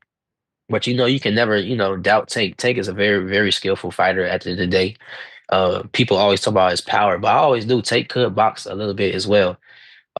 Lamont showed me something different this time around. I'm not gonna lie, I didn't know he could box that well. But I feel like if he bring that or step it up a level, then maybe he could win. But I'm gonna just stay out of it. Like, yeah, I'm a boxer or whatever, but I don't know everything, obviously. You know what I'm saying? So I just think it's a 50-50 fight, and the best man wins. Do you think there's a chance you win this fight, Tank wins, and he could be next? No, I ain't gonna lie. I feel like Tank is just thinking on a different stratosphere right now. I feel like he's definitely chasing that Jake Paul fight. I feel like Tank want to just do things differently at this point. I don't think he really want to fight like us fighters. You know what I'm saying? Because at the end of the day, people always say in boxing, don't punch down, which means don't fight people that's not really of your caliber. So you can make those paydays. You know what I'm saying? So I don't really think he's paying attention to us at this point. I just think he need to get this rematch. He trying to get his rematch settled, get his respect back in the sport, and then, go fight Jake Pauls and maybe do like an exhibition with a WWE fighter or whatever. Like, I don't know, but I just think he trying to do things differently so he can get them real big paydays. How would you feel about that if in the prime of his career he fights someone like Jake? At the end of the day, man, we've been doing this for so long. We in a position where we need to do what we want to do. Like, we've been doing this for a long time, taking punches for a long time, and it's not easy to go in there in front of millions of people and take punches. You know what I'm saying? So he earned the right to do what he want to do. Outside of that, him and Jake Paul is going to bring so much eyes on the sport of boxing. I think it's good for boxing. Understand what I'm saying? I said this in one interview. I'm gonna say it again. Tank did a great job carrying the torch after Floyd Mayweather. He kept those casual eyes on the sport of boxing, especially for our culture, for fighters like me that can gravitate to that and take his torch. You understand what I'm saying? So he did a great job of carrying the torch and just keeping boxing lit for us. Incredible. Well, I hope that he fights you. I understand why he would do it. I wouldn't begrudge anyone trying to make that money, but I think that obviously there's a huge interest and demand in seeing you fight him, given the backstory, given how good you have looked as of late. So I'm still holding out hope if the stars align. There is another guy that you've been talking about, Teofimo Lopez. Now, he's been involved with Devin Haney. Haney's calling him a duck. I think you're calling him a duck as well. What's going on with Teo, in your opinion? What's happening here? It's all kinds of drama. First of all, Teo needs to stop being racist, period. Amen. That's number one. His racist antics is disgusting, and he made a tweet because Turkey Al-Ashiki told him to make the tweet. And the only reason why I know that because he put that in the tweet. So it wasn't genuine, is what I'm saying. Somebody made him do that. So he just needs to stop the racist antics. That's number one. And honestly, he is ducking me. I can't speak on Devin, but he's definitely ducking me. Turkey Al-Ashiki, I had a meeting with him, and he put Teofimo on FaceTime. And Turkey said, yo, Keyshawn wants to fight you right here. Why do you keep bringing up Boots? Because he keep talking about, Turkey, you promised me Boots. You promised me Boots. And I'm on a FaceTime with him in front of Turkey saying, yo, Turkey, you want us to fight? Let's fight. Let's make it happen. You go save money fighting me, fighting Boots. So just fight me. He like, no, I want to fight Boots. I want to fight Boots. So that was very shocking to me, honestly, that you're so adamant fighting Boots over me for the same money. And it's going to be basically the same type of publicity. So he's definitely ducking me. I don't know why he's scared to fight me, but it is what it is. Wow. Okay. So I didn't know about all that. When did that FaceTime meeting happen with Turkey? It was that time when I took a picture with Turkey and he made me his brand ambassador. Okay. Yep. And are there plans for you to fight on any of these Riyadh Season or Ring Magazine cards? Turkey love all great fighters. Yeah. You know what I'm saying? And obviously I'm one of them in that caliber. You know what I'm saying? So it's not far-fetched for Turkey to reach out to me so he could put me on one of those Riyadh cards. You know what I'm saying? Especially with a fight like Teofimo or Devin Haney, Isaac Cruz, like one of them real big names, Javante. So it's not far-fetched at all. So do you, like, at this point, are you not thinking, like, do you think that the Teo fight never happens? Do you think he has no interest in ever fighting you? I mean, it takes two to tango. Yeah. You know what I'm saying? And a scared man, it's hard to put him in the ring. Like, it was just one guy that for this fight that I wanted to fight, and we was going to put it out there in Vegas. And it was a Mexican fighter. And this Mexican fighter asked for $8 million to fight me. What? Who was it? Who was it? So now I don't want to put him out. Why? Like put him out. Put him out. It was a Mexican fighter. He's a high level, so people could depict from that. Okay. You know what I'm saying? But he asked for $8 million. So people just know people know, like, if you fight me, like, it's gonna be something serious, and I can really, like, diminish their career because how bad I could do it to them. You know what I'm saying? No Diddy. So people just know. So whoever is willing to get in the ring with me is a hell of a guy at this point. People always want to talk about boogeyman this, boogeyman that. Well, I mean, I feel like, but hey, whatever. Shouts out to Edwin De Los Santos for taking this fight in my hometown, man. It shows that he got balls and grit. And a guy like that wouldn't take a fight like this and think he wouldn't win. You know what I'm saying? So he's coming to definitely to diminish what I got going on. And that's what's going to make it a spectacular night. Do you think Teo would rather fight Haney than you? Yes. I mean, just think of the fighting styles that we both have. Devin Haney is a boxer first, and Devin Haney didn't stop nobody in like 10 years, like literally 10 years. Like, I think it was like whatever years. He ain't stopped nobody in years. So you got a young, hungry lion that's stopping guys back to back, and I'm in front of your face fighting you. I'm a fighter first and then a boxer second. You know what I'm saying? So it's a safer route fighting a Devin Haney than fighting a young Keyshawn Davis. By the way, to that point, last week on my boxing show, we came up with our top 10 popcorn list. Forget about pound for pound. Everyone has their pound for pound. It's all the same, and it's just like one guy here, one guy there. I like that. So I came up with my popcorn list, the 10 fighters, regardless of gender or weight class, that are must-see TV, that I have to watch no matter what. I don't care who they're fighting. I'm sitting down the most exciting fighters, basically, in the sport. Right. Keyshawn Davis was on my list. I just want to let you know that, all right? My co-host didn't have for sure. Keyshawn Davis was on the list, and you're going to be climbing. You're going to be up there in the top 3, top 5, whatever, in very short order. And so at this point, are you starting to sense this? Are you starting to sense that as you get more popular and as your star is rising, a lot of the big names are you going to feel like it's going to be hard to get these big fights because guys just don't want to engage with you? Is that what you're sensing? No, I don't really sense that. I just feel like I got to keep building my profile. like real life, keep building my profile. I feel like after a fight like this, my profile will jump up, especially when I stop this guy. So my profile will jump up, and I will be worth more than what I am today. Today's price is not Yes. yesterday's price. You understand what I'm saying? So I just gotta keep building my profile, and maybe, hey, maybe that guy that asked for $8 million, he probably could get that 8 million after I knock De Los Santos out. Speaking of which, the Top Rank ESPN deal is coming to an end. Do you plan on sticking around with Top Rank post ESPN deal? Well, I have a contract with Top Rank, so that's my obligations. But if things make sense for everybody and they let me go do something big, it makes sense for them. I'm still supporting Top Rank. I still got the name behind me. So I still can, promote their name and Top Rank banner. I'm the head honcho at Top Rank right now, so I got a little more leeway. You understand what I'm saying? So if things make sense, then I'm going to stay active. That's number one. So when things make sense, that's just what's going to happen, whether it's on the Top Rank banner or it's just on something else. You're happy with them? Oh yeah, for sure. I mean, I'm 13-0 with a world title. I'm building my name. I'm selling out arenas at 11-0. You know what I'm saying? Like, I don't have no problem with the Top Rank at all. I'm like, yo, I want to fight this person, and they making it happen. Yeah. And I'm in the rooms when we're discussing my check.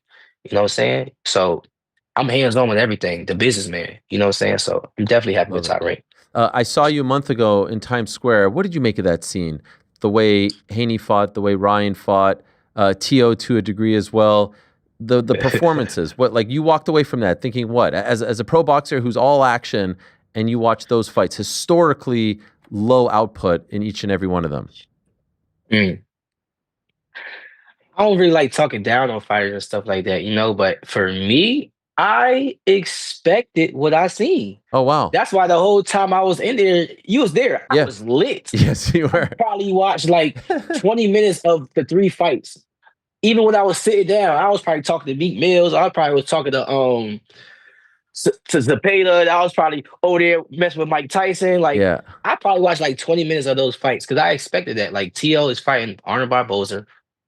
T.O. never stopped nobody at the 140 division, so I knew he wasn't going to stop Arnold Barboza because he's a real fighter. Devin Haney just coming off a devastating loss, so I'm knowing he just about to go in there and just get the win. And then Ryan Garcia, shouts out to Ryan Garcia and his star power, but he was never an A-lister fighter. You know what I'm saying? So I kind of already expected the fights to turn out that way. But what do you mean not an A-lister fighter? What do you mean by that? I feel like I want to talk down on him, and I'm not. But I just feel like, he's not like an A-lister. Like, he's probably like a B- C+ type fighter. Like Rolly. Rolly is not no A-lister fighter. You understand what I'm saying? Okay. Rolly is like a C+. His best was in the B- when he beat Ryan Garcia. You understand what I'm saying? They're not top of the tier, real elite level fighters like a Keyshawn Davis, like a Javante Shakur, like a Boots Ennis. You know what I'm saying? Like, they not one of them A-listers, I feel like. You know what I'm saying? So I kind of expected the week to go like that, but the fight to go like that. But leaving that fight, the only thing I was thinking was like, yo, Turkey, next time you have a super event like that, just put me on that card. I'm gonna show you some action. I love that. Did you say that to him? I know he's seen. I know he's seen one of my lives, so I know he's seen it. You know, but I didn't personally say it to him. Next time I see him, though, Yo, you did a great interview with Andre Ward, and we'll let you go in a couple minutes. But I just wanted to ask you about one quote from this. Those sit downs that Ward is doing are great. The Art of Ward, go check them out. They're doing great stuff. It's on YouTube. The quote was, "I can't love this too much because this is going to come and go, and once it's gone, I can't keep fighting. I love the sport for sure, but just for the moment." How do you stop? Like, all these great things are happening to you. Like I said, your dreams are being realized. You're having legends from your hometown, like true sporting legends, world-renowned legends showing you love, right? Putting you over. How do you not allow yourself to love this too much? How do you not get intoxicated by all the things that are happening to you? Because when you love something too much, it becomes a desire. And in the Bible, God said, desire nothing but him. So God is my only real desire. God is the only one who I truly want. You can't be boxing for the rest of your life. And also outside of that, people don't know, like, us fighters, after we retire, that's when we start having our real problems. not just financially, talking about physically and mentally. That's after a statistic. After we retire, about 10 to 15 years down the line, that's when all the boxing start catching up with us. So why would I love something that can potentially just in my life sooner than expected? Wow. Okay. This is why I love talking to you. You're very thoughtful and you're wise beyond your years. It's a real pleasure. One last name I want to ask you about, Thank also fighting on this card, Abdullah Mason. Is he a name that you're interested in, or do you not feel like it's time for that?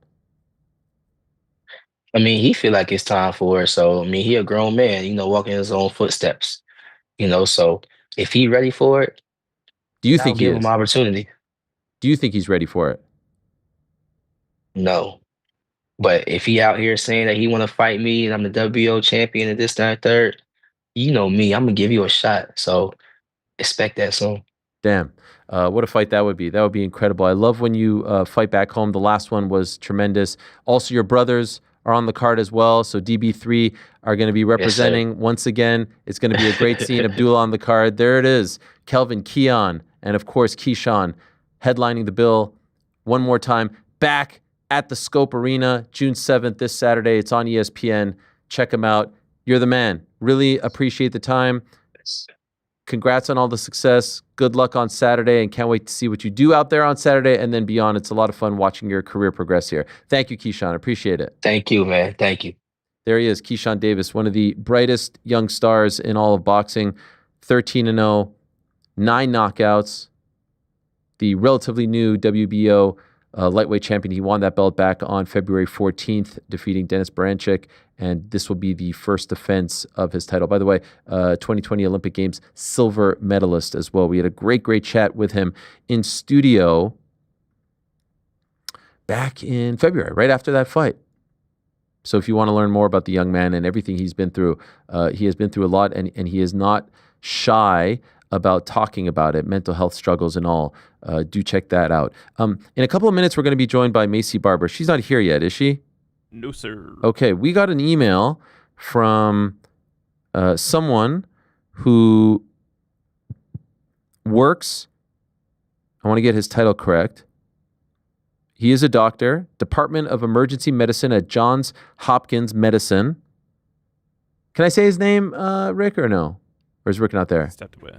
All right. I won't say his name, but someone who's a doctor who has written to us from time to time, and he offered his thoughts on what transpired, what happened to Maycee this past weekend.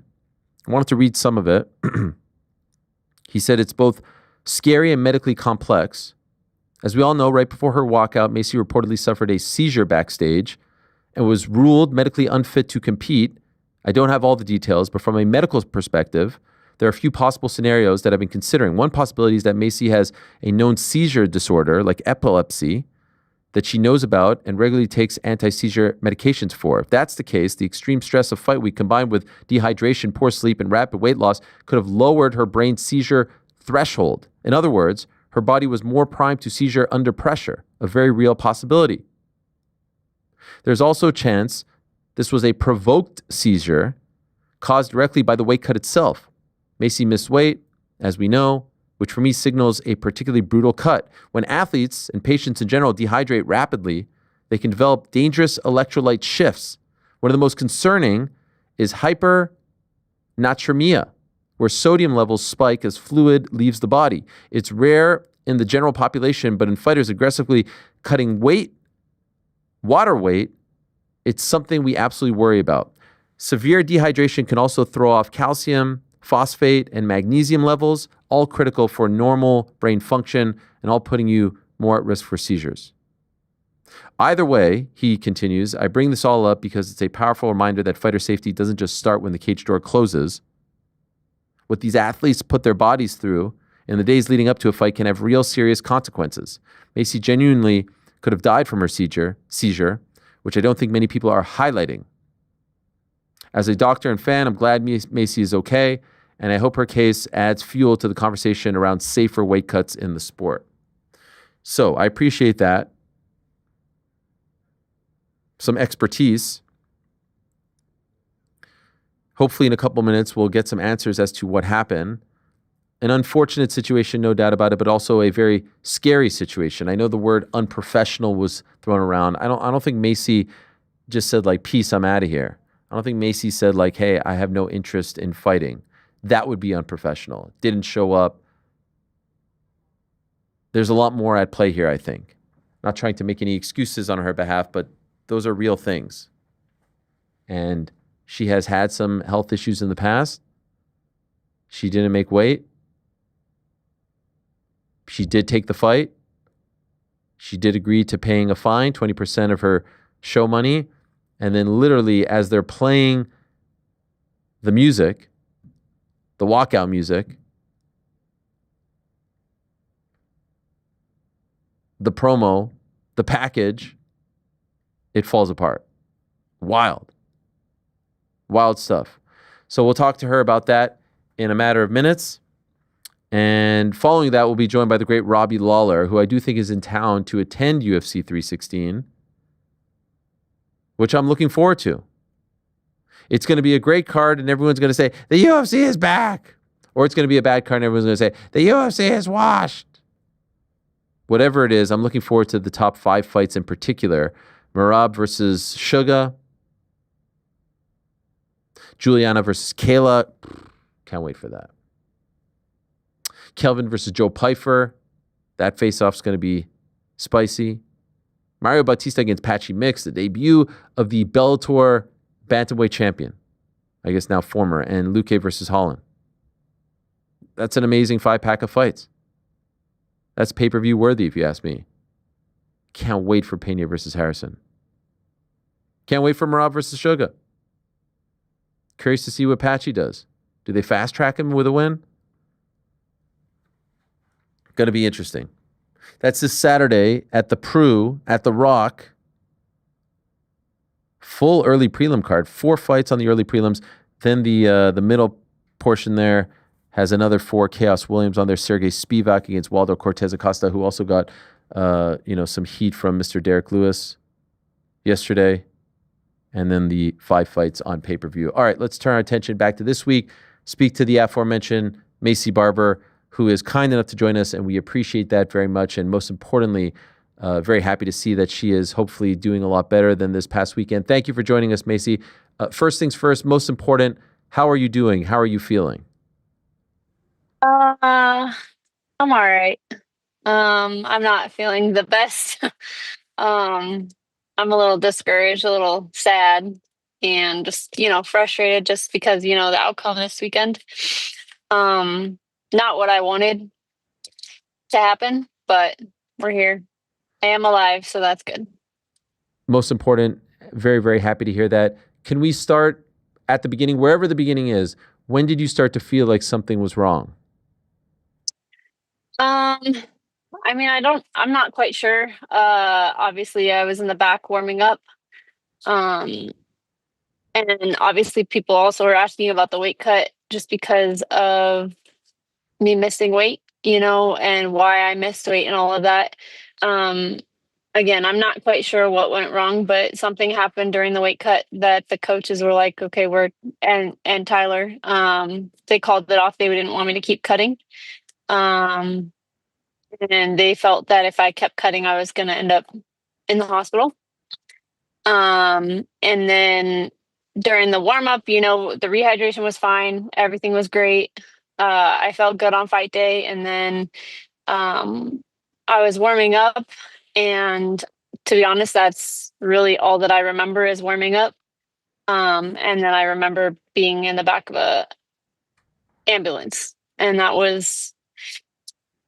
that's really all that I remember. But I do know that one thing I do know is that I've cut the same amount of weight before. I've done everything the exact same as this week. So I'm not really sure what happened or what's going on.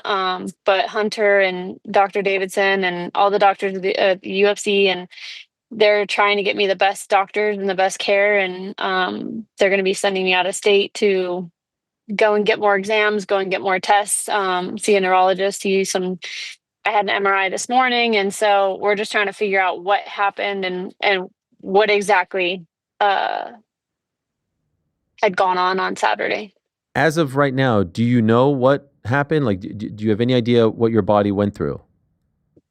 No, obviously I know that Hunter told Aaron that, or Aaron had said in an interview that I had a seizure. But to be honest, we don't know if it was a seizure. We don't know that it is that because there was no doctors necessarily in the room. I've seen videos of what happened. I've seen everything, and doctors have seen videos, and they're not saying, "Oh, it was 100% that." They're just trying to figure out what it was. And so I've done CT scans, I've done MRIs, I've done multiple tests already. Then we're going to be sending me to some further doctors to get more testing.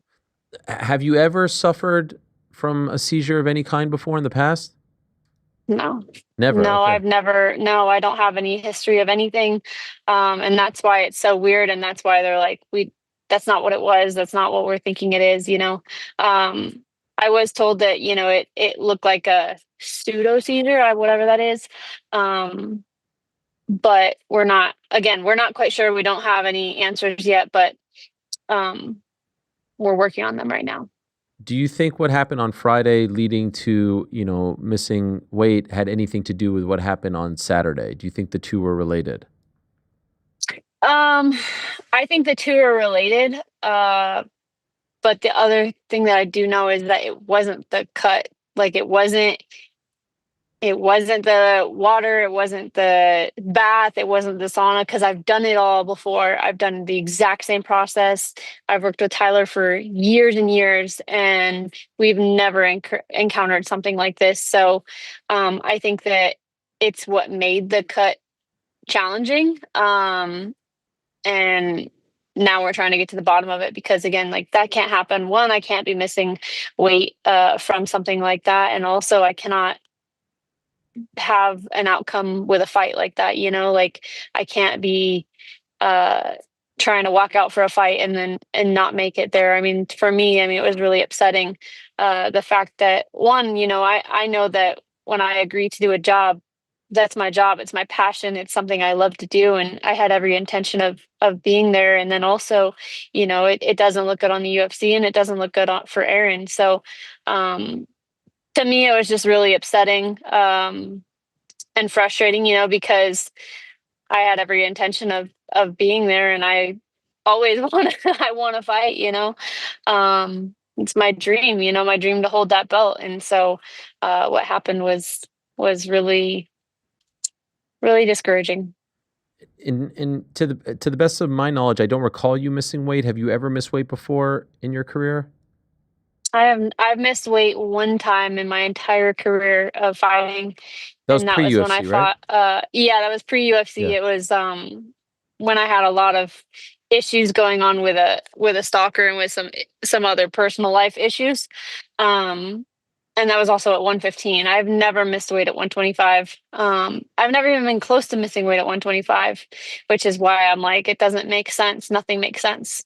Did you consider, after what happened on Friday, not fighting at that point? Did anyone tell you, hey, maybe we shouldn't go through with this?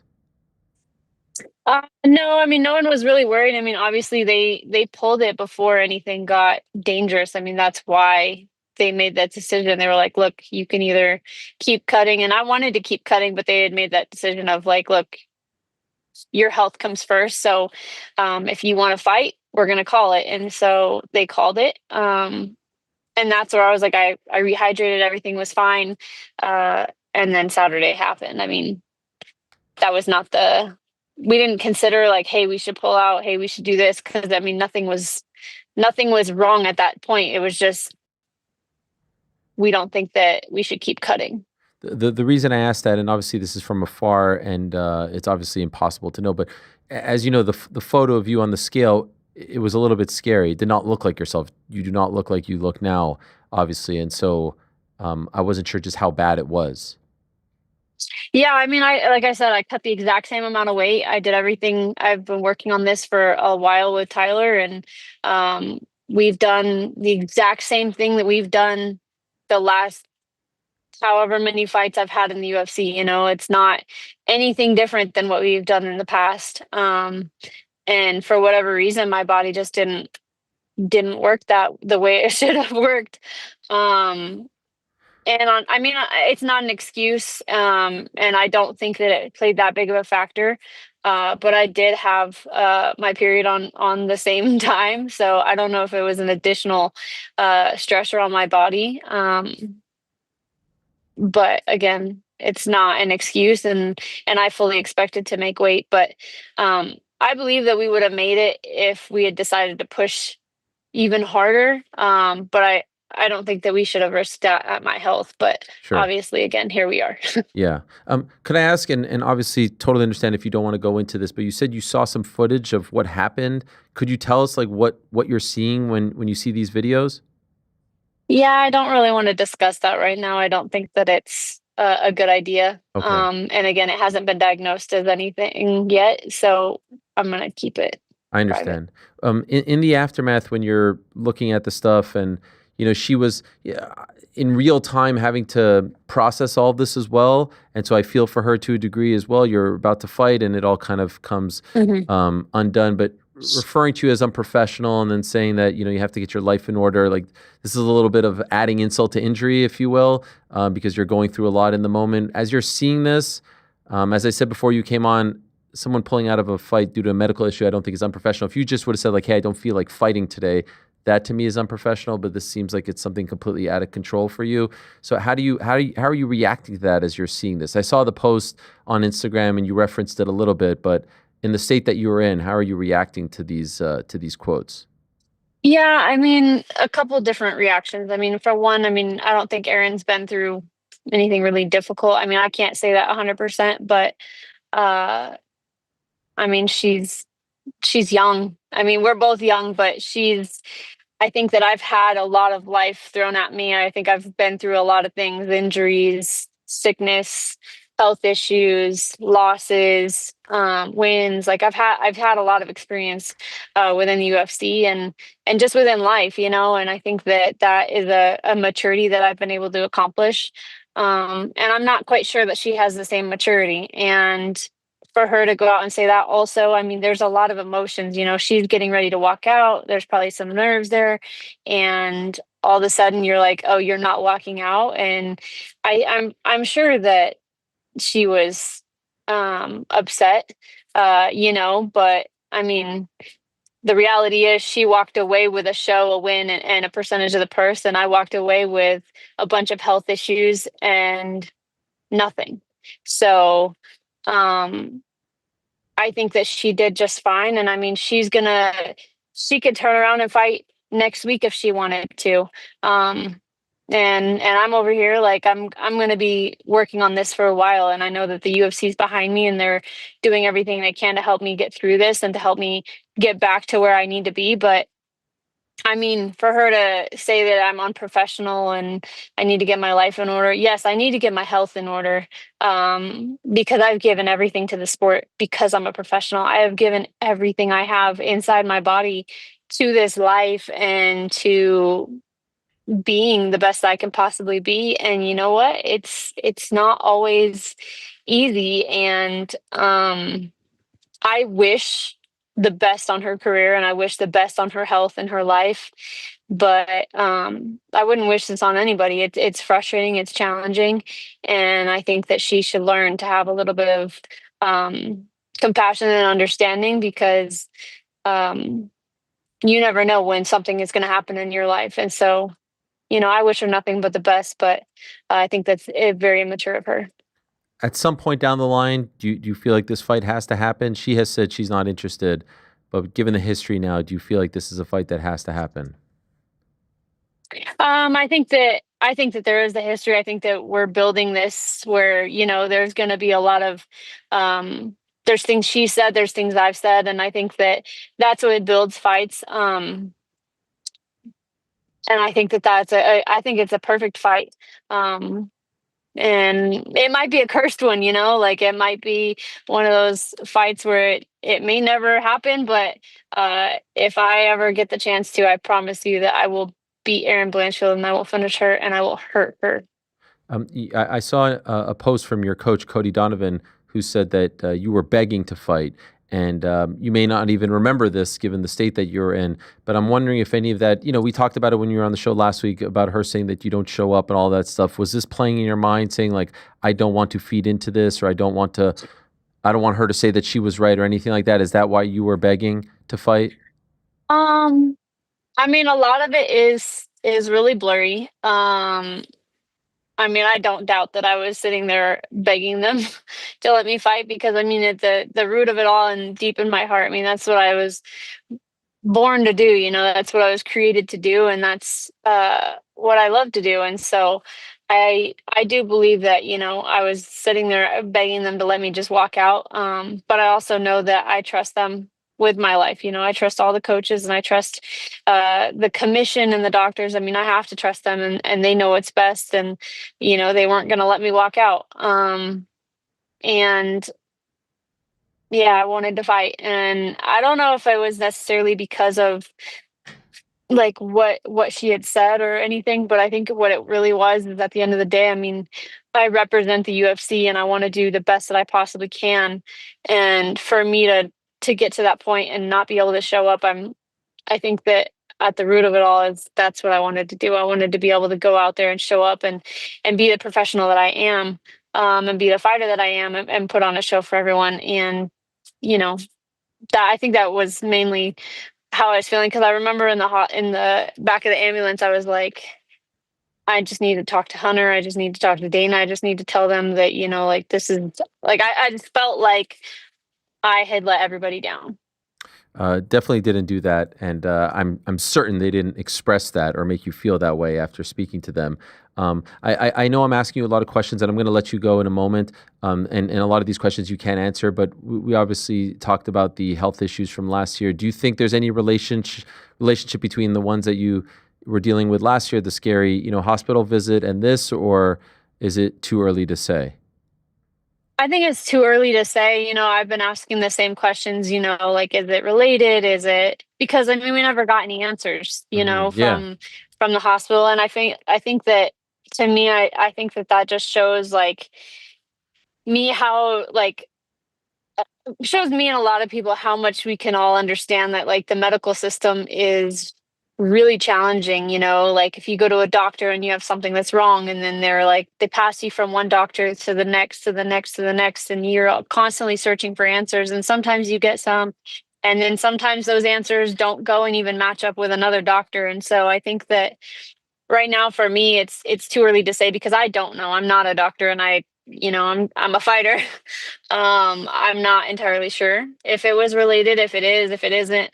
And I think that that's why, having what happened in the back on Saturday night, I think that everyone being there and seeing what was going on, I think that was like, oh, we really need to get to the bottom of this. And now we're going to be able to have some doctors and some specialists that are going to all come together and really take a look at the entire picture, because as fighters, I mean, we all get sick, we all get hurt. But we are wondering, what if it is like all related, or what if it's not related? I don't know, but I think that we're going to get those answers. So as soon as we do, I will tell you. I appreciate. So what are the next steps? What's on the horizon for you? Well, I've already had 2 MRIs. I had another one this morning. I've had CT scans. We're waiting on all the results. From what I was told, there's going to be lab work. There's going to be more scans. They're looking at sending me to Boston to see a specialist. So sounds like I'm going to be making a trip out to Boston. And then also just kind of waiting to see what's next from there. But I'm just really thankful, the Hunter and the UFC, they've taken it into like to the maximum of, look, we're going to get answers, and we're going to get to the bottom of this, and we are going to do everything that we need to do to make sure that you are healthy and we can get you back in there. So I'm just really thankful that, I'm here, and that I fight for an organization that's like, no, we're not going to stop until we get you back in there, not just because you fight for us, but also just because, something that I love to do. So I'm really thankful. Last question. We've talked a lot about your physical health. Mentally, how are you dealing with all of this? How are you handling it all? It's challenging, but one thing I was thinking about I had a lot of thoughts when I was in the back of that ambulance. Um, and a lot of thoughts when I was sitting there out in the hospital before I left. And I just remember thinking, I don't have to do this. I get to do this. I get to be in this life. I get to have these opportunities. And even though it may be challenging, there's a lot of people in this world that don't even get the opportunity to wake up another day or to walk or to do a lot of things, And so as challenging as it is, I'm just really trying to be thankful. And it's not pretty all the time. I think I cried 15 times yesterday. Just because it is hard and it is challenging and it is frustrating to not have an answer and to be like, oh, you're good. Oh, you're not. Oh, this is going on and that's going on. It is really, really frustrating and really challenging. But I also have faith and I also believe that there's a plan. And that somehow it'll all come together and it all makes sense. And that, it's just another part of the story. I've been through a lot of things in my life. And so, 27 years old, I know that we are far from done. So, I'm just really trying to take it day by day and moment by moment and just really learn to appreciate the things that I do have. Wishing you the best, Maycee. You're a class act, and I appreciate you coming on and speaking so openly about this. Most importantly, hope you get well soon. Hope this is just a small bump in the road. It will make for a great story someday down the line when the entire story is told of your career. Be well, hang in there, stay strong, and hopefully sooner rather than later, this will all be behind you. So again, thank you so much, and good luck in the next few months as you try to get better and figure this all out. Thank you. Appreciate it. All right, there she is, Maycee Barber, kind enough to join us after a very difficult few days and probably going to be some difficult few weeks coming up as she tries to figure this out. I can't imagine how frustrating this is for her. Remember, ranked number 5 on a 6-fight winning streak. She is 14-2. She's one of the best fighters in the women's flyweight division, and she is going to be back. And we hope that this is just a small road bump, if you will, speed bump, roadblock, speed bump. Yeah, that's it for her. So again, thank you to her for coming on and wishing her nothing but the best. In a matter of moments, we are going to be joined in studio by one of the greatest of all time. And I don't say that lightly. 30-16 as a fighter, 43 years young, former UFC welterweight champion, the first from ATT way back in the day. 2-time Hall of Famer as of 3 weeks from now. Former Elite XC middleweight champion, former Strikeforce middleweight contender. 22 wins via KO, 1 via sub. 5th most KO/TKO wins in UFC welterweight history.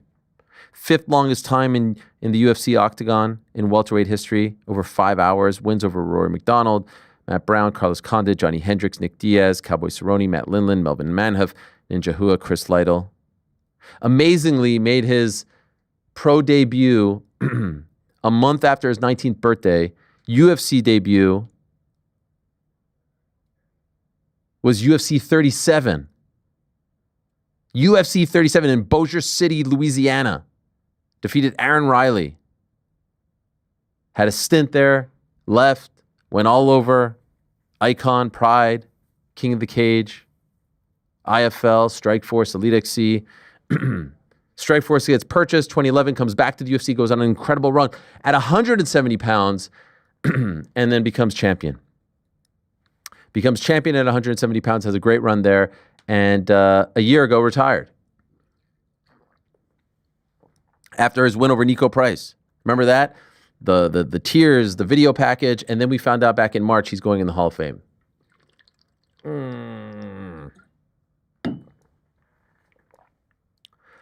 I think he would be the first to say, wasn't always a fan of doing interviews, speaking to the media. Never thought he would come in studio. So I'm very much looking forward to this. This is going to be great. Some of his greatest knockouts, in my opinion, are on the list of greatest knockouts of all time. I mean, if there are any new fans who have never seen a Robbie Lawler fight, golly, the UFC has a video that they posted a few years ago, his greatest knockouts, and it's from a couple years ago, so there are some missing. Just sit back and enjoy. His nickname was Ruthless. Some of the most ruthless, vicious knockouts you will ever see. Truly. Again, Manhoef, Linland, two of my favorites, but he had so many others. These days, he's been coaching over at Killcliff, and there have been some rumors, talks, reports of potentially a bare knuckle fighting venture or two, which I think would be a sight to see, especially against one Mike Perry. And so we'll be able to ask him all those questions and more. Without further ado, let us say hello to the living legend, the two-time Hall of Famer, the former UFC welterweight champion, the former Elite XC middleweight champion, the former Strikeforce title contender, the one and only Ruthless Robbie Lawler. Wow, great to see you, man. What's up, man? How are you? I'm good. It's amazing to see you. Thank you so much.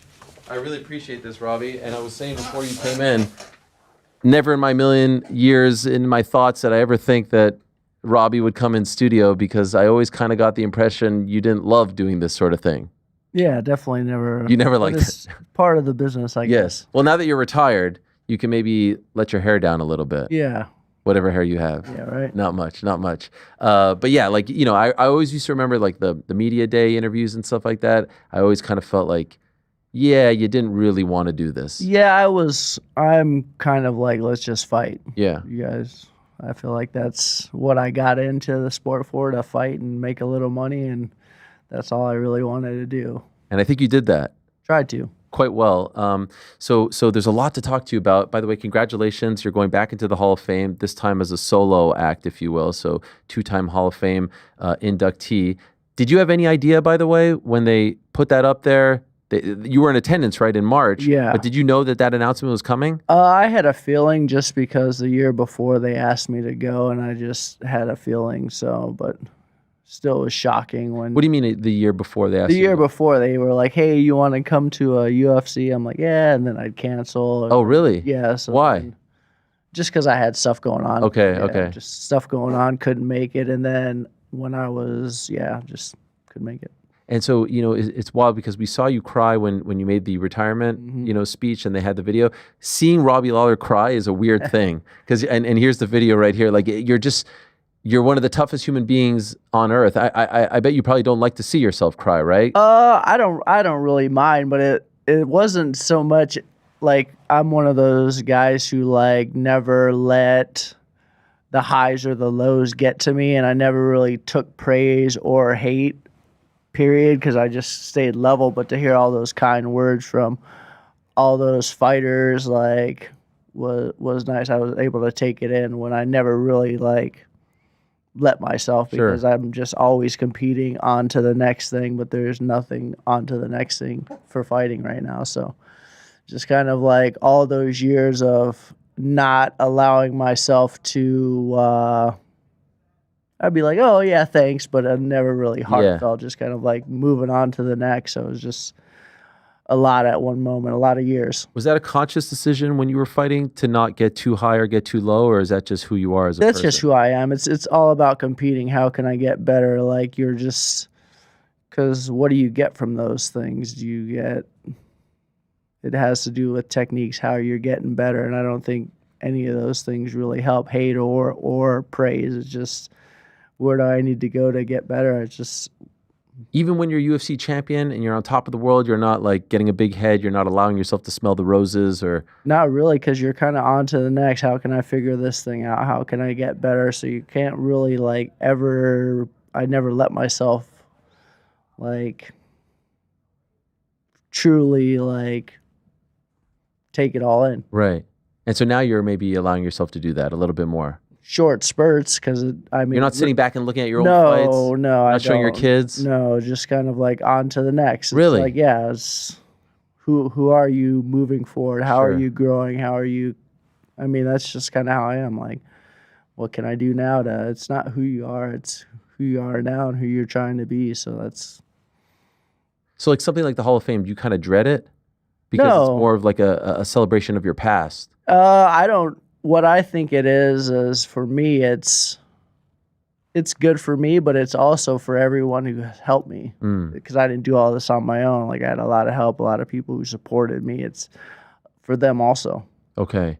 And so, who are you now? Like you say, like that's who I am and who I'm going to be. Who is Robbie Lawler right now? Just trying to be a good coach, family guy, a freaking business. Just trying to better myself, learn nutrition, just evolving and trying to fine tune who I am and get better. It doesn't stop just because fighting's over. Is your main thing these days coaching at Killcliff? Yeah, I do coach business. So just like what's the business? Is the business the coaching? Yeah, coaching. Okay. Yeah, just. Do you enjoy coaching? I do. It's so many people help me, but it's time. How much time can you put in? And like a lot of these guys just come in for fights, so it's like figuring out what they need now and what they need in the future, because sometimes they're only there for 6 weeks. So it's like, and then you're getting ready for one guy, so you see all these things they need to work on, but you also see what they need to work on for that fight. So it's like, all right, I only have 6 weeks. How do I? It's interesting. Yeah. Because there are some gyms and guys who live in cities that they're there year round. Yes. But the Florida gyms like ATT, Killcliff, a lot of the guys like a Chandler, right? He'll just come in for the camp.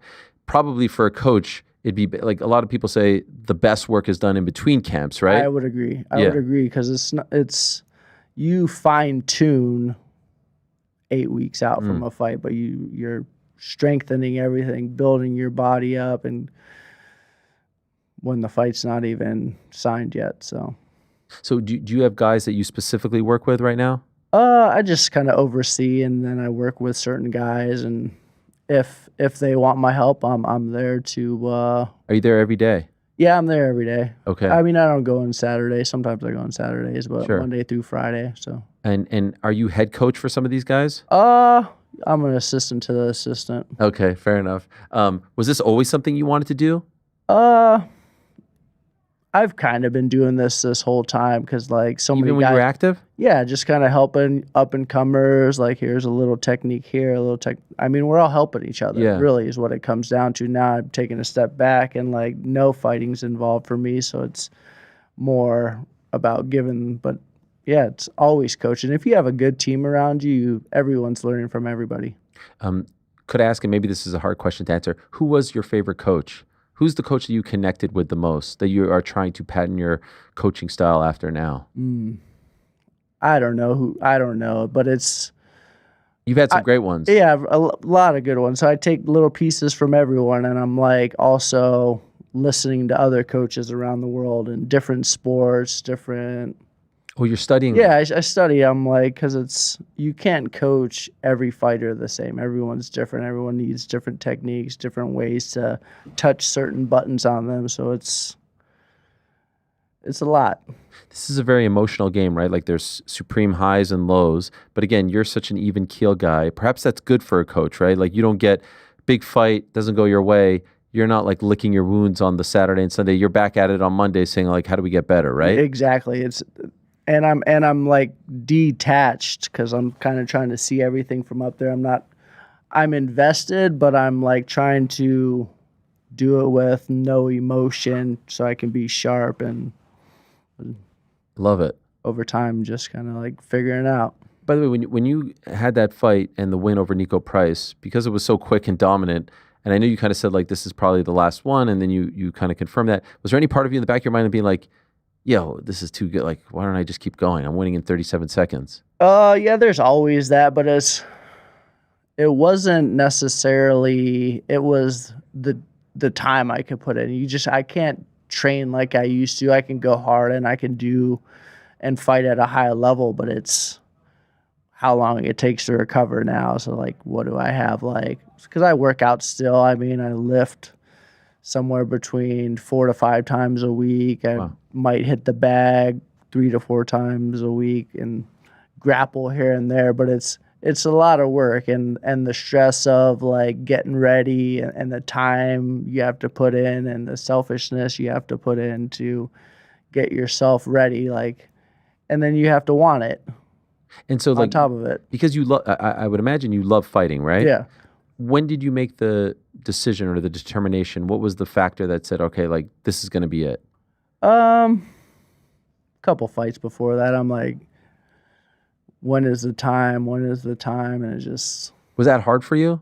no, it wasn't hard. It's just no one can tell me when. I have to tell myself. Like, no, if someone was like, "Hey, you have to retire," I'm like, Yeah. I'm the boss. What's interesting is some fighters say like they miss like the crowd, the fans, the attention, the hoopla. I feel like you don't miss any of that. You just miss the adrenaline, the fight, right? Yeah, I like the fight. I like the obviously making good money, doing stuff that I've done my whole life. But it's like, how much training can I put into? I could do it, but it's a lot more work, and I have to structure it on breaks and rest, and like lot harder now as you age to fine tune everything. Have you been tempted at any point this year to come back? No, not really. I mean, I keep myself in pretty good shape. I just in case, somebody runs up on me, I'm ready. On the street? No one's anywhere, right? I always just keep myself in shape just because, like, I love being in shape and I love being able to take care of business if I have to. When's the last time someone tried to run up on you? Oh, never. No. Even as a kid? Oh, as a kid, maybe. But not when you were Robbie Lawler. I don't know. Okay, so what's this like you getting back into the pool stuff? Oh yeah, I mean I've been in the pool for a while. You never left? I don't know about that, but it's what do you mean? Yeah. Now we're getting the old Robbie back. So yeah, exactly. you touch certain points and I freaking you go back dodge into the, So really, what it was is I was in the pool already, and then they happened to test me when there was a whole bunch of people at the gym. And then some guy basically said, "Oh, he's been in the pool." Well, I've been in the pool for a while. Okay. Obviously, somebody at our gym probably was like, "What's Robbie doing in the pool?" Even though I had been tested months before that. So to me, it was like, whatever. So it didn't seem like you were coming back, but I'd be remiss if I don't ask, like the Mike Perry BKFC stuff, that continues to come up. Feldman has talked about it. Perry has talked about it. On your end, is that a real thing? Not really. I mean, they touched base probably January last year, and this is where we are today. So, like, you tell me. Yeah. Is it something that you're interested in? I mean, I never say never to anything, but I mean, I'm Could you retired. even do it because of the UFC? I mean, we have to cross those paths when we need to. Old Robbie coming back. Exactly, yeah. How do you feel about bare knuckle? I mean, a fight's a fight, right? I think so. That's how I first started fighting. I mean, I did martial arts, but like, I mean, obviously as a kid. Are you a fan of it? Do you watch it? I don't watch too much fighting unless I'm watching somebody that is going to be fighting one of our guys or something where I'm learning something. So it's otherwise I'll dive too deep and I'll spend too much time on it. So I'll just pick and choose what I spend my time on. You kind of are with like this is a compliment like tailor-made for that world, right? I mean, like there are only certain fighters that could do that. I think some guys just don't.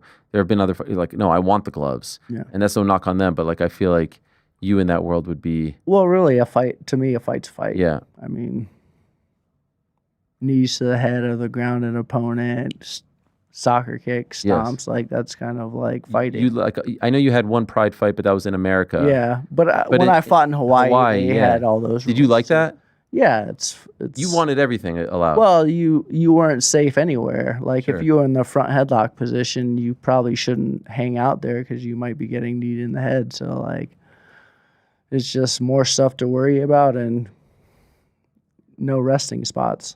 You know, it's interesting that we're talking to you this week because a big topic on this show and in the sport right now has been obviously the UFC is so dominant, but there aren't a lot of number 2, number 3, number 4 promotions in the sport and in America in particular. And you're the perfect example of how this could help you, right? Like you had the first run with the UFC.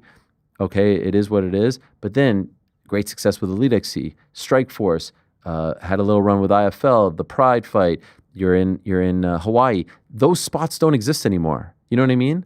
Like if you're a guy in the UFC who is like, okay, maybe you're 3-3 and they say, okay, go build yourself up. Where are you going to build yourself up? I don't feel like the Showtime platform that you had, which was great to rebuild you, right? That doesn't exist anymore. And I think that's a problem for guys.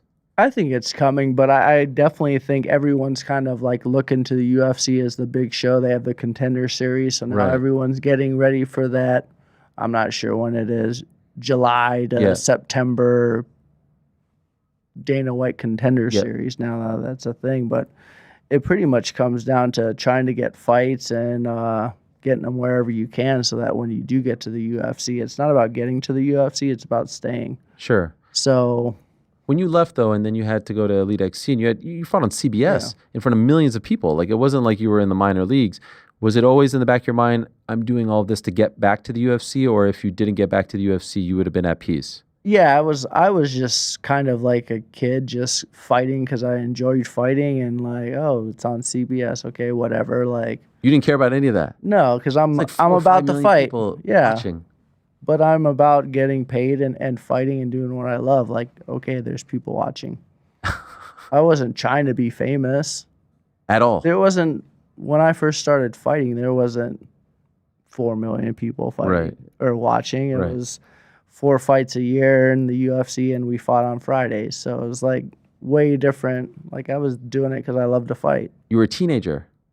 When I first started, I was a teenager, but by the time I got to the UFC, I was 20. Right. But I mean, I think your debut, you were 19, right? Yeah. Your MMA debut. Yeah, but Pat like made me like, he wouldn't let me go pro early, so I was Because like, you were with him as of 15, I think it was? yeah, he came into the high school when I was 15, and then I'm like, what do you guys do? And then I started training with them like 16, just doing the kickboxing classes, and then Was started Pulver there? full-time. Pulver moved Sylvia? there when I was a senior. Okay. Yeah, and then Sylvia came shortly after that, and Hughes was there, and just a So lot of did he come to studs. the school to recruit? No, he was coming to bring fighters there who were okay at wrestling, like Jeremy Horn came, Nate Schroeder, one of the early UFC guys, and I'm like, hold on a second, what have you guys been doing?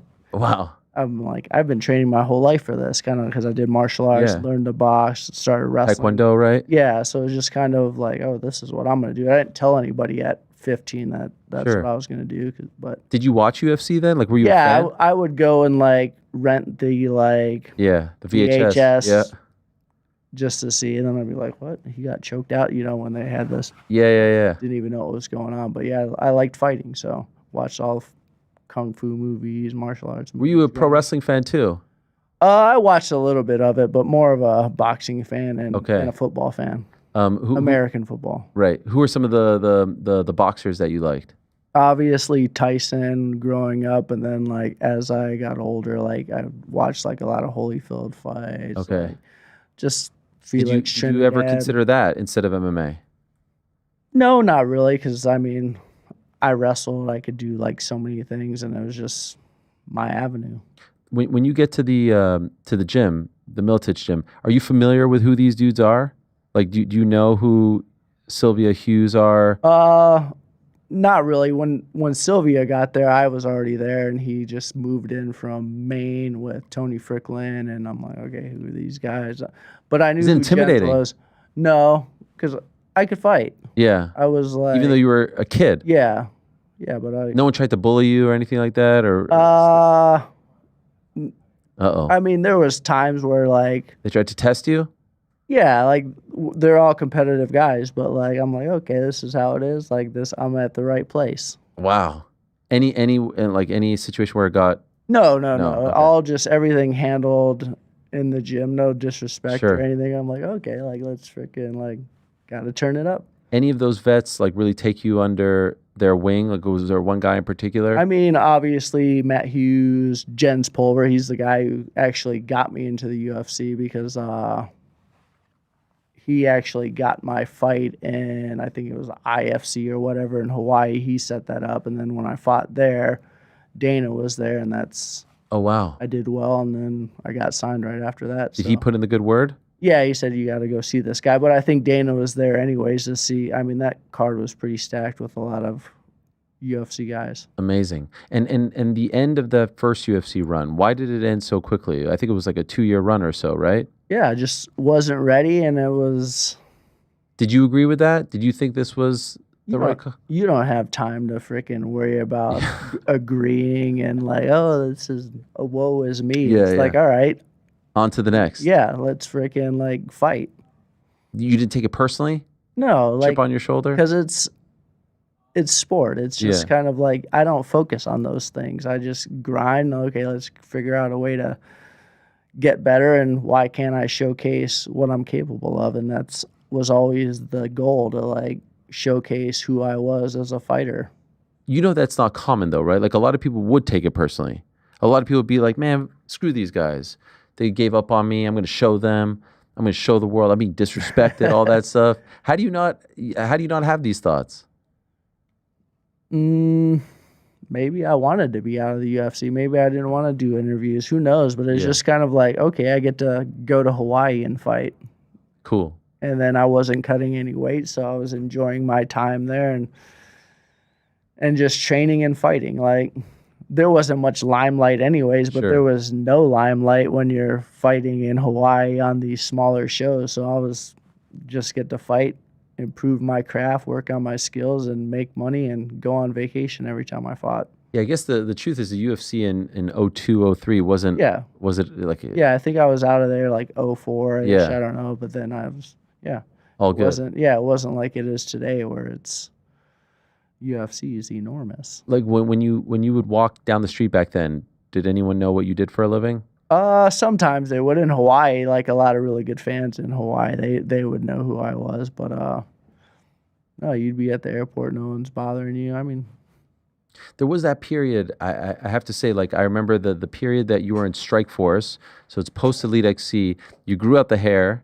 You had the beard. Remember that period? Yeah, that was a wild time. Why did you grow out the hair and beard? Just wanted something different? Yeah, just grew my hair felt out. like it was sort of like a metaphor. Maybe I'm looking at this a little too deeply. You're probably going to laugh at me. But do you remember the Tim Kennedy fight, the press conference? You fell asleep? Yeah. Like you were completely disinterested in all of this, right? You wanted nothing to do with any of this stuff. Yeah. And I thought it was a little bit of a metaphor for the state of your career because I felt like you weren't being challenged. You didn't feel like there was any fire in Strike Force. There was nothing for you to really chase. And here you are just being like, and you know, your record at that point, like, I just didn't feel like we were getting the best of you. Yeah, there could be something to that, but it could also be I didn't sleep well the night before, and then they wake me up at 8 a.m. to freaking drive an hour into the city of Chicago, and then I sit there and listen to freaking Fedor get asked questions for an hour. Okay, you were annoyed. I'm just kind of like, what am I doing up? Sure. Yeah, no, you're right. Like, you're 100% it's like, right. this is silly. Like, and I'm being me. So, yeah. Okay, so were you not actually sleeping? Were you more just like... I mean, I would have went to sleep, but like I got like nudged a little bit, which was probably good, but like... That's how I felt at the time. I was a kid, so. But towards the end of that run, were you sort of feeling like, all right, I need something here? Because the guy that showed up in the UFC in a different weight class at 170, you were a completely different person. You seemed like a rocket had been put in you, and you were there to kill everyone. Yeah, so like after the Kennedy fight, I'm like, what the heck's the matter with me? Why? Who am I? Kind of thing. Okay, you had to look internally. Situation, like, who am I going to be? The guy who freaking just like going out there, like fighting for a decent paycheck and just being another guy. So then I cleaned up my diet, ended up wrestling for like a year and a half at Iowa, just grinding hard workouts, doing my own thing. And then oh, wow. UFC freaking bought Strike Force, and then I'm like, okay. Let's go. I'm going down to 170, and I've been watching these guys for a long time, and it's time. That was one of the most fun aspects of the purchase because it was you coming back, but you coming back in a new weight class, and it's like, all right, let's see how he matches up against the Koscheck's of the world, and you freaking wrecked everyone. Yeah, well, it's like... I had purpose and I was on a mission, but like I had been watching all these guys. It's like I was like an outsider, just always watching. Obviously, he fought Hughes and like paying attention to that weight class, paying attention to a lot of fighters. But like I'm like, okay, I match up good against that guy, and just it's different when you're the outsider looking in. No one's paying attention to you, and then all of a sudden you're there, and it's like. Okay, and then you're different than what they expected of you. Well, why did you decide to go down to 170 in that moment? I was always a 70-pounder. By the end, after training I was like walking around at like 187 and fighting at 185. just fighting for the fun of it, just enjoying. You didn't want to do the extra to cut that weight, even though you probably should have. At that time? Yeah. Why? I mean, Yeah. I could compete. I mean, I didn't do great for a period of time, but like, I can fight. Was it frustrating though because you felt like you were better than the guy that we were seeing? Like you're like, I'm not this guy. It was always frustrating whenever I lost. Like, why isn't the guy that I know I am showing up? So that was always like, all right, get back to it until you show everybody. When they bought Strikeforce, did they call you and say, we want you to come? Like, how does that work? So I think when I knew that they were buying it, I think it was at like the UFC, and Dana was like, hey, I think you're going to be working for me pretty soon. And I was Wow. kind of like, okay, something's going on. So, and there's rumbling. So I'm like, okay. Yeah. Wow. And so they just took your contract and brought it over. Yep. I said earlier before you came in, I think 2 of my favorite knockouts of all time, not just your knockouts. Number 1, I think all time for me. Do you want to guess? Manhoff. Manhoff, man. I think that might be my favorite knockout of all time. The way he kicked your leg, and then you return in Miami, I believe it was. And then this right here, the way you freaking come out of nowhere with the right hand. What's going on with your leg over there? Not in this moment, but you know the kicks, right? I mean, you'll never forget them. Beating the crap out of my legs, and how much did that hurt?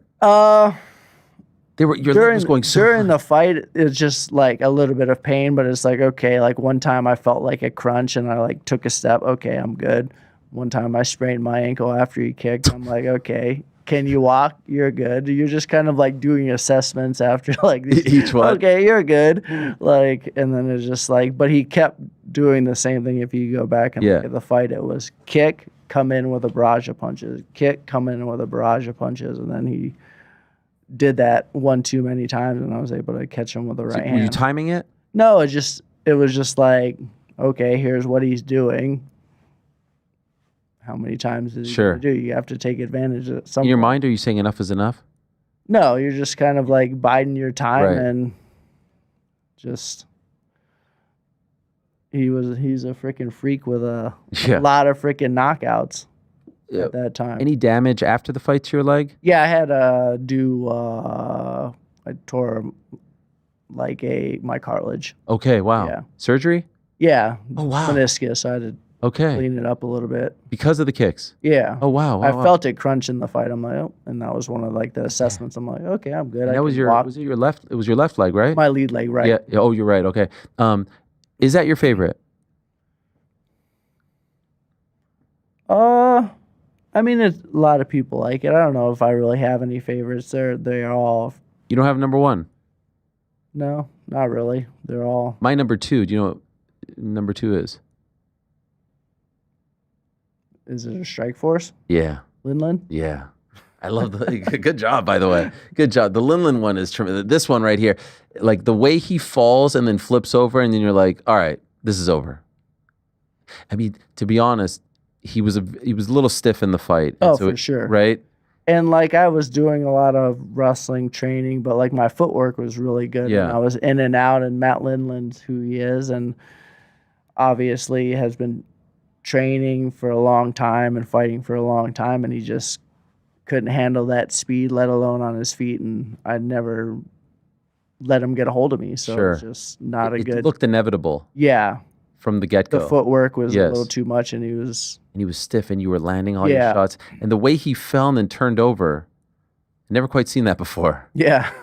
Well, he probably got hurt and then like Yeah. kind of like woke up, and like obviously your neuro system as you age, it's not Morrow's call, I don't know if you remember, it's like, ho, ho, ho, he gets a KO for Christmas. It was like right before Christmas. Yep.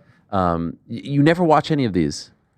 No, if it unless comes on your unless phone or they- something? No, I don't. No. I don't do Instagram or anything. You don't do anything? Social media, Twitter? No, I'll just dive too deep, and I'm like not gonna. It's not good for you. time. Yeah, I just try to spend my time doing things that I think are productive for myself. Sure. Not looking at your old highlights. Yeah, right. Like No, who's doing that? Yeah. Strikeforce must have been a fun time, right? It's like that era right there. That's when they're really kind of like starting to gain momentum and nipping at the UFC's heels. I thought they were putting on fun fights. No, maybe Elite XC. Elite XC was pretty fun, but like I had been at like some of the Strike Force fights, and like I wasn't fighting. I don't know who was fighting. Maybe Overeem. I was in St. Louis, and I'm like a half a block away, going to the bathroom, and the freaking some guy comes and like, hey, what are you doing here? I'm like, there's fights here tonight, Yeah. and they didn't even know. Oh, Obviously, wow. you're a fight fan, so like, Wow. Yeah. so like. That didn't happen when you got back to the UFC. No. No. But like that just shows you how you're supposed to run a show. Like somebody who knows who I am should know that there's a fight Literally, yeah. 50 feet away Yeah. in their city. Were you motivated by the belt? Like when you got to the UFC, did you say to yourself, all right, I need to be a champion? Yeah, Okay. I did. Like I was just like, okay, I have a freaking goal and this is what I want. Okay. When you got that goal, what was that night like? 181, When I got right? that goal? Yeah, when you got the belt. Yeah. That was good. It was like a lot of hard work and freaking sacrifice and grind put in, and Because a lot of people thought you should have won it a few months prior, right? Yeah. Did you think so? I would say that was a situation where I felt I won the fight and lost the competition. So this But is I mean- 170, I think it was 171 or something? Yes, roughly. Yeah, But, Johnny Hendricks. Yeah, he's really good, and he's a competitor, and he freaking landed some good shots when push comes to shove in the fifth, and was able to get the victory. And it just kind of like, all right, let's get after it. I didn't do enough, and have to freaking get there again. So I was on a mission. There are some guys who kind of stick around post-retirement. Johnny's one of those guys who, like, I've not heard a thing from him.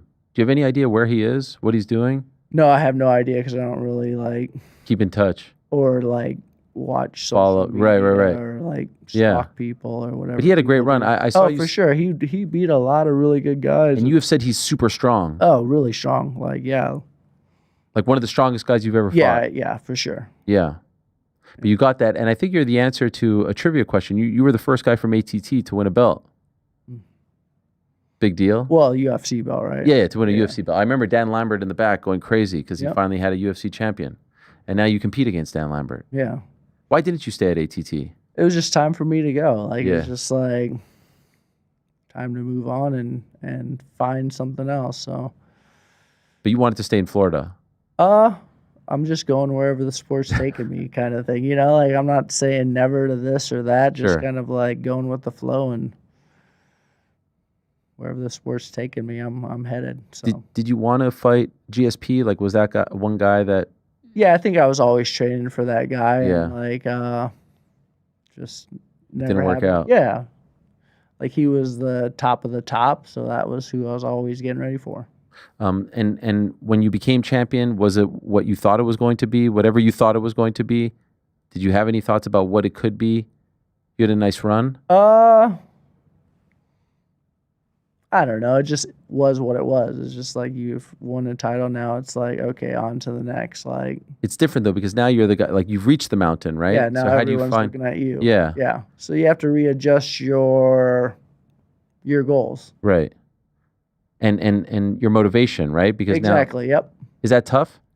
It's a lot easier. Especially when you don't do it. Sure. What does that mean? I never like readjusted. I'm like, okay, I'm here. Now it's just like, Oh, you just kept going. yeah, just kind of like going like, all right, I'm just Was like, that a here mistake? fighting. No, it just helps me with who I am today. And like, it's just like, all right. Lessons like, learned. Yeah, exactly. So it's just. Did you wish you could get that Woodley one? No, it just is what it is. It's just, No one saw that coming. yeah, that's life. It's happened, and where are you on to next? Was that one where because he didn't have necessarily that power? I know he had a couple of stoppages, but I don't think anyone thought that he could do that to you. Did you not consider that or factor that in? Did he surprise you? Did you look past his power? No, I don't think so. I think he just hit me with a good shot, and like I watched the fight. Freaking hand was up, then Yeah. hand was down, lights out. Yeah. Just how it was and why. Just One of those things. yeah, it's one of those The things. fight game. Yeah, it's fight game, and like obviously you work on those things after the fact, but it doesn't matter because you lost. Right. So it's for me to freaking figure out why, and like, because once you tell it to the world, then what is it? Right. Excuses. Fair enough. And now it's so far removed. Yeah, so but it would it's be- still excuses. Sure. Fair enough. Right? Fair enough. It was really nice. I know you don't pay attention to this stuff, but Rory was one of those guys who kind of just disappeared. I don't even think he went to the Hall of Fame when you guys went in, and he just showed up again. He was at the fight in Montreal last month, which I thought was nice because he kind of, I think, sort of maybe fell out of love with the sport. Yeah. You guys will always be connected. Yeah. Someone made a toy of you guys. Well, this is from the fight. This is Nice. Yep. see that? What a moment that was. Yeah. And the photo of you guys before that 5th round. Did you actually say something to him there when Big John? No. This moment here, are you saying anything to him? No. Well, not with words. Sure. What are you saying without words? Kind of like, I'm here. Let's go. Bring it. That's what I was thinking. Like, so like going back and like paying in the fight, I was like, quit running. That's what I was thinking. But then I went back and watched the fight. I'm like, he's just being Rory. But like in Right. my head, I'm like, hey, let's freaking fight. Stand in the pocket. Yeah, let's freaking fight. And that's kind of like what Because I heard you say a story where like before your first fight against him, you texted Dana saying like, I want that guy. Yeah. And you felt like maybe he was a bit of a runner. So in your right, like that he wasn't really engaging as much. No, not necessarily that. So like that would have been my 3rd fight in the UFC, and I was like the undercard of that Fox card, and he was like kind of next in line. So then he was in between me and where I wanted to be. So I didn't really ever do this, but I was like, hey, can I fight that guy? And he just fought.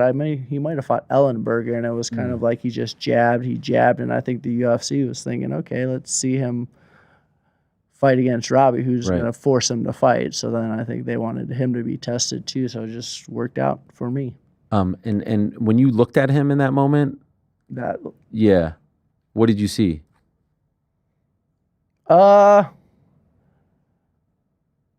Really, I was just looking at him and letting him know, but I wasn't really like, it was more like my energy. Yeah. It wasn't like I'm trying to see anything that he's bringing. It was like, here's my energy. Yeah. What kind of situation? You love that shit, right?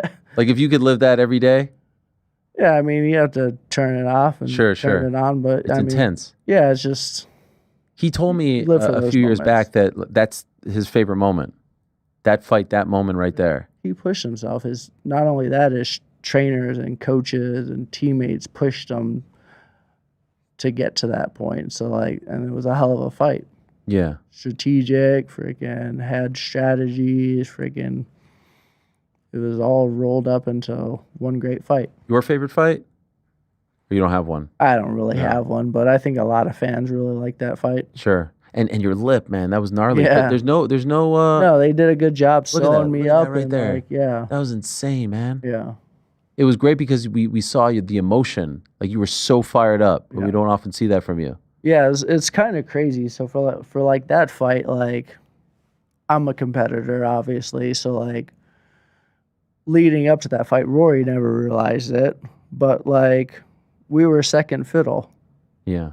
That whole freaking build up to that fight, and then they freaking. So I'm training like super hard. I'm like, oh, they're putting me on the undercard of Aldo and freaking McGregor. So I'm just kind of like, okay, I'm freaking training. You disrespected me.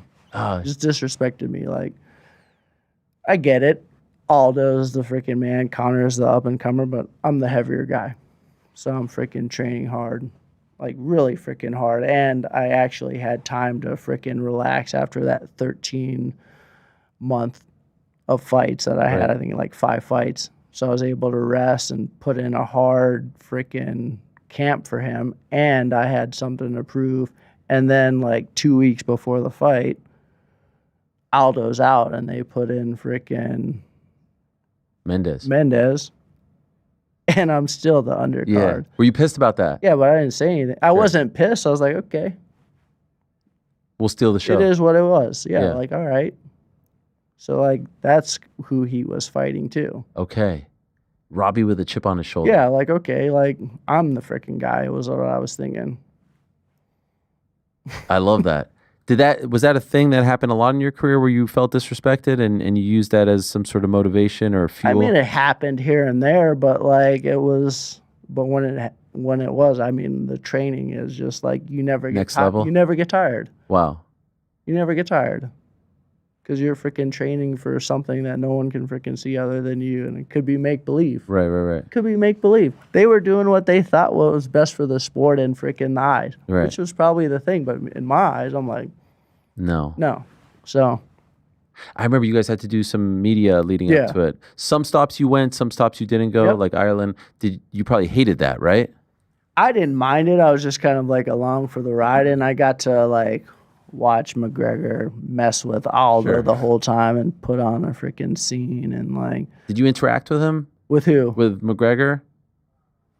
Just hi Hello, kind of yeah. thing, like nothing, anything really. Just hey. That media tour gave us one of your greatest moments ever. You know what I'm talking about? Mm. The interview that you did on some local TV network. Do you know this one? With the one where Rory and I were. rumored Conor McGregor fight to happen? Oh, that was. Put it up, Frank. I wasn't too worried about it. Obviously, that was a big fight. He's a big draw, but wouldn't have been good for him. How so? Because if I hurt him, I wasn't taking his neck, What were you going to take? his soul. That was you crushed him. You never would have been able to return. We'll see. I'm a lot different than most people, and In what he way? found a way out.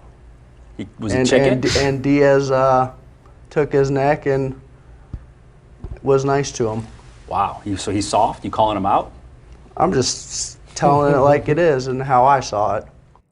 Yeah, when you said his soul, man, that thing is played over and over again. Yeah, I think the stuff that I said after was freaking better than that. Really? Yeah, to Why? me, because it was like kind of like said exactly what I said. Like he did just freaking take his neck and freaking like let him off the hook.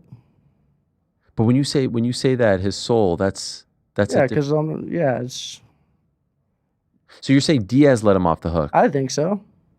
Wow. Because he had him freaking could have done whatever he wanted. And then he Submitting someone is letting them off the hook.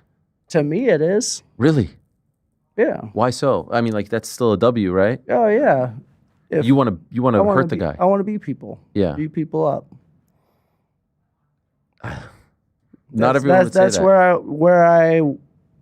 how I fought. It's kind of funny because like I laugh because I'm like coaching guys. Like in the UFC, I had to have 0 submission attempts. Right. Attempts. Yeah, that's what I was reading. I think you only have one sub win in your career. Yeah, and I work on submissions, but like in a fight, I'm trying to beat them up. Do you express that to your fighters? Like, hey, submitting is... No, because what in the end, it's beat the guy up and he's going to give you those submissions. Sure. So. Yeah, 22 knockouts, 1 sub. Yeah. That ratio would... Yeah, but the guy that I subbed wasn't very good. No. Who was it? I don't know. Early in your career, right? Yeah, it was a guy who I just don't know his name. Can I even find it? Here it is. No. Yes, Jeremy Brown, King of the Cage, Extreme Edge, September of 2005. And I wanted to submit him earlier with a guillotine, and frickin' my corner was like, why? Shook me off because I was there to put in work. Oh wow. Yeah, so it was like okay. It was available though. The guillotine. Yeah, but well, you did this in the first round, 2 minutes and 48. Yeah, you but could have done it earlier. Yeah, but I heard him to Okay. knock him down, and then like. Have there been times where you were like, "Oh, the sub is right here," but I want to be okay? No, I don't think so. Maybe if I go back and watch Sure. the fight. But you weren't looking for it. That wasn't your mentality. No. Wow, I've never heard anyone sort of talk about submitting versus knockouts like that, and in particular the Diaz McGregor fight. Like sometimes like in my eyes and in my head, I was always thinking, if you submit somebody, there's tricks, right? There's little tricks like, he tricked me. But if you whoop somebody's ass, Yeah, you beat him up. then there was really no trick to that. And you didn't believe in not tapping, though, right? No, I would tap. Yeah. You didn't think that's like, some say, I won't tap. It's a sign of weakness. It's a sign. No, I would never go to sleep. That's stupid. Why? Oxygen away from your brain? Yeah. What does that prove? What are you proving? Right. If you got me, you got me. Yeah, Ah, yeah. shit, So you what's the freaking got point? me. Yeah. Did you think of the mentality of like, I want to take this person's soul? Did you think like that? No, I think I never really thought about it. Really, I just how I fought, and like when a guy is at a certain level and you're at a certain level and you're pretty much kind of trying to put him in the situation of, at least I was trying to, do you want this as much as I want it? Let's go. And that's kind of like my mindset for a little bit. It's funny because you mentioned Tyson earlier. I just read a book about Mike Tyson that just came out yesterday. It's a really great book, and your mentality is exactly the stuff that he used to say. Like he used to say, like I want to press this guy's skull into his brain and stuff like that. Like very specific, but always about pain and inflicting damage, not to just go out there and point fight or anything like that. Because for him it was something else. Yeah, that's why he was able to punch the way he did. He punched the way he did, not because of the power, because of his God-given talents, as much as it was his intent that he trained with. He turned himself into this beast. Did you do that too?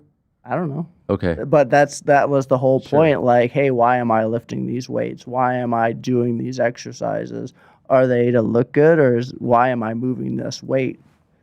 What am I trying to create? And I think that's very important when you're a fighter. And why are you doing these things? Are you doing these things because the coach is telling you to do this? Or are you doing this because this is actually going to help you? How does what you're doing, translate into beating someone's ass? Were you coachable as a fighter? I was coachable.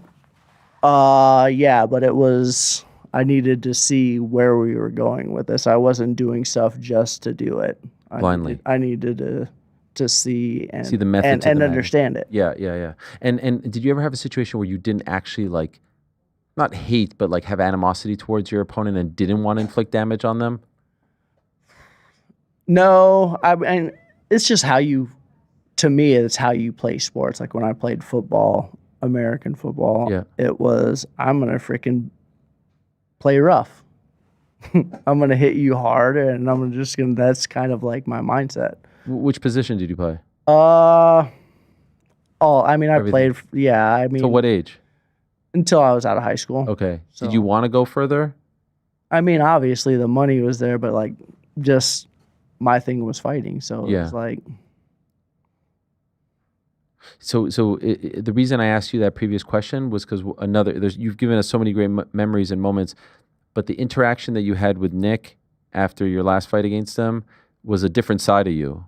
You know, it was caught on camera where you said something to the effect like, if he needs any help to reach out, or you'd want. It was a very empathetic side in the heat of the moment. You remember that, right? Yeah. So like this sport is, and sports in general, these are our guys. These are. If who's not going to look out for a fighter other than fighters? Like, we're competing, we're athletes, but like, I just felt like he needed to know, like, I'm there if you need something. But what do you think prompted you to say that in the moment, literally seconds after the fight?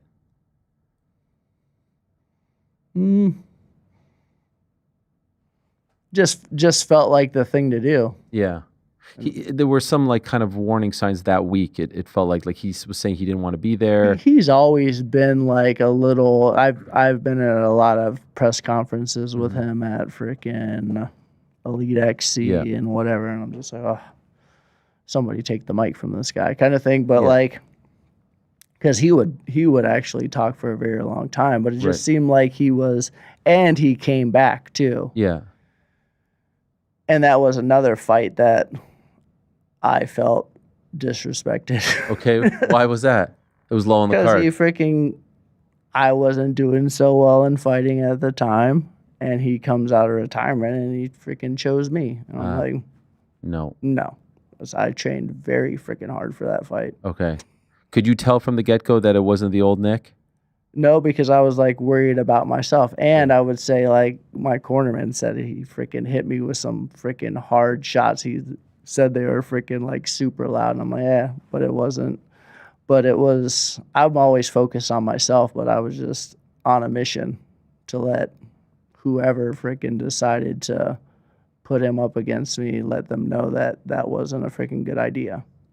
Did he take you up on the offer? Did he reach out to you? Did you ever speak to him? No. I'm not surprised by that. Yeah, I mean, he kind of operates the way he operates, and that's why a lot of people really, really like him, and he is adored. But obviously, I think he has a lot of people that want to help him, and whatever he's going through, hopefully he's going to be all right. Did you think about life after fighting and what the damage might do to you? Like, did you ever think of any of that stuff? No, it's just one of those things where I'm focusing on how to be better at fighting, but that being said, what's better at fighting mean? That means nutrition, that means health. So the kind of things that I was doing wasn't just freaking hurting people, it's freaking to make myself healthy. Like a lot of these fighters aren't stupid. They're not just freaking there like just fighting and going home. They're freaking taking care of themselves, doing the right things for their brains, freaking resting if they're smart. If they're smart. That has evolved over time though, like probably in the early 2000s. I think sports in general have always been evolving, but I think people have been doing this for a long time. They probably just didn't get as much PR about it. The reason I asked that is lately there's been a lot of concern regarding BJ Penn. Have you seen anything regarding him? And there's worry about, brain damage and things like that. So this is a very real thing. Yeah, it's a real thing, but BJ is awesome. But what are you doing outside of fighting and outside of your training camps? Who are you? Like, how are you taking care of yourself? And I think those things are very important in life and in health. It's like, how are you? And you need to be conscious of taking care of yourself year round, not just 6 weeks before camp, 8 weeks before camp. It's a life thing. You only have one body. Did you have like cheat meals and stuff like that, or were you very strict? Yeah, I had cheat meals. Okay. But I mean, I would say even now, like I'm dieting. I eat a lot less but I eat like twice a day. I try to get as much protein as I can, but it's hard to hit the numbers that I want and get my macros. But I don't try to spend too much time on that because that would take away from the fun of working out, really, if I dove too deep into those things and I would focus on it, wouldn't be as fun for me. Do you miss competing? Like, do you ever think about grappling or just doing something where it's like mano y mano, I'm preparing for a date? I mean, I could do that, but I'm just not really. You're not Not into it really. right now. I like lifting weights and freaking hitting the bag and keeping myself healthy. And Do you spar? no, I don't spar. Okay. I mean, I could, but like What's if the somebody point? needed a lefty and like maybe. Okay. But I would need good training partners and guys who like, I don't need them, but I would like them. Sure. And what am I going to learn from it? And how much are they going to receive from what I'm giving to them type of situation? So it's like a give and take when you're working with guys. So, Are there any fighters in the UFC that you really respect and enjoy watching right now? I know you say you don't watch a lot. I don't but really watch fighters Wow. that too much. But I mean, if I go to a fight, I'm like, oh, okay. Or if I see something like, I'm like, okay, this guy's like, there's this guy at our gym like a year and a half ago, and I was like walking through. I'm like, oh, he's here, and he was hitting the pads with this coach. And I'm like, looks good. Then I'm like, okay. Then I watch one of his fights, and I'm like, okay, there it is. I'm like, just to see how it translated to, and then I was okay, like, okay, I get it. And then you Move on, like a quick, like, because it doesn't take that much to like see guys and like, oh, okay, like I see why you're good, and like it's fun, but I try not to spend too much time on unless I have to Sure. to watch a certain guy. I'll let you go in a second, but I'm just curious. Do you prefer the old UFC where it was a little less? There's a lot of wrestlers. There's a lot of it's very much a sport now, right? Yeah. Where there's guys who have grown up as MMA fighters as opposed to strikers. Specialists. Yeah. Which version did you like better, or do you like better? I mean, it's constantly evolving. It's gonna switch again, but I think. What do you mean by switch again? Because the sport's constantly evolving. Okay. I mean, you got certain guys, everyone's good at everything now. Everyone's been training everything. But then you're going to have specialists, and the specialists will take over for a little bit. Okay. And then somebody's going to counteract that. It's just how sports are. You're not going to stay at the top doing the same stuff over and over again. It's evolving, and where's it going to next, and how you can stay ahead of that. Okay. So your favorite, you don't have a favorite era? I mean, I really liked watching like the Pride days where it was like different weight classes, guys going at it, and it was rough. It was like action packed. Yeah. Yes, head stomps, head or knees to the head of a downed opponent. Soccer kicks. Yeah, it's just it was rough, and it was you're stalling, yellow card, we're taking some money. Let's freaking put on a show, and that's what they did, and I think it was a different age, and obviously the sport's evolving, but they put on a lot of really good cards with Mirko and those guys. Oh yeah, Vanderlei, Fedor. They built what the UFC is today. Like the guys before me even built who I am, and now it's evolving. And did you get nervous before fights? Did you get anxious?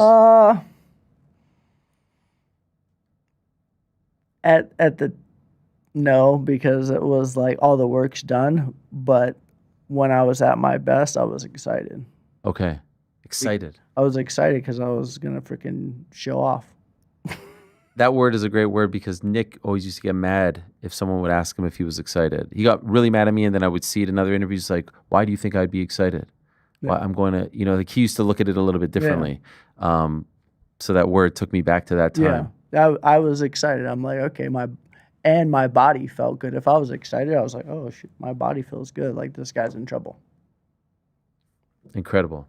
You're the man, Robbie. Thank you so much. Thanks for all the great fights, the memories, and thanks for coming in here. Yeah, this wasn't so bad. No, it was easy. Did you like dread this like a trip to the dentist? No. Colonoscopy or something? No. Okay, yeah. All good. It was easy. I appreciate it. Are you going to the fight on Saturday? No, I got to travel home. Oh, wow. I thought that's why you're here. I was going to go, but I have. Now you good. Now you just came just to see me? I'm busy. Yep, just for you. Wow. What an honor. Good luck. Will you be at the Hall of Fame? Yeah, we'll be. Speech? Yep. Yeah, working on it. You're writing it? I got to write it out and figure it out. Who's inducting you? Dave Martin.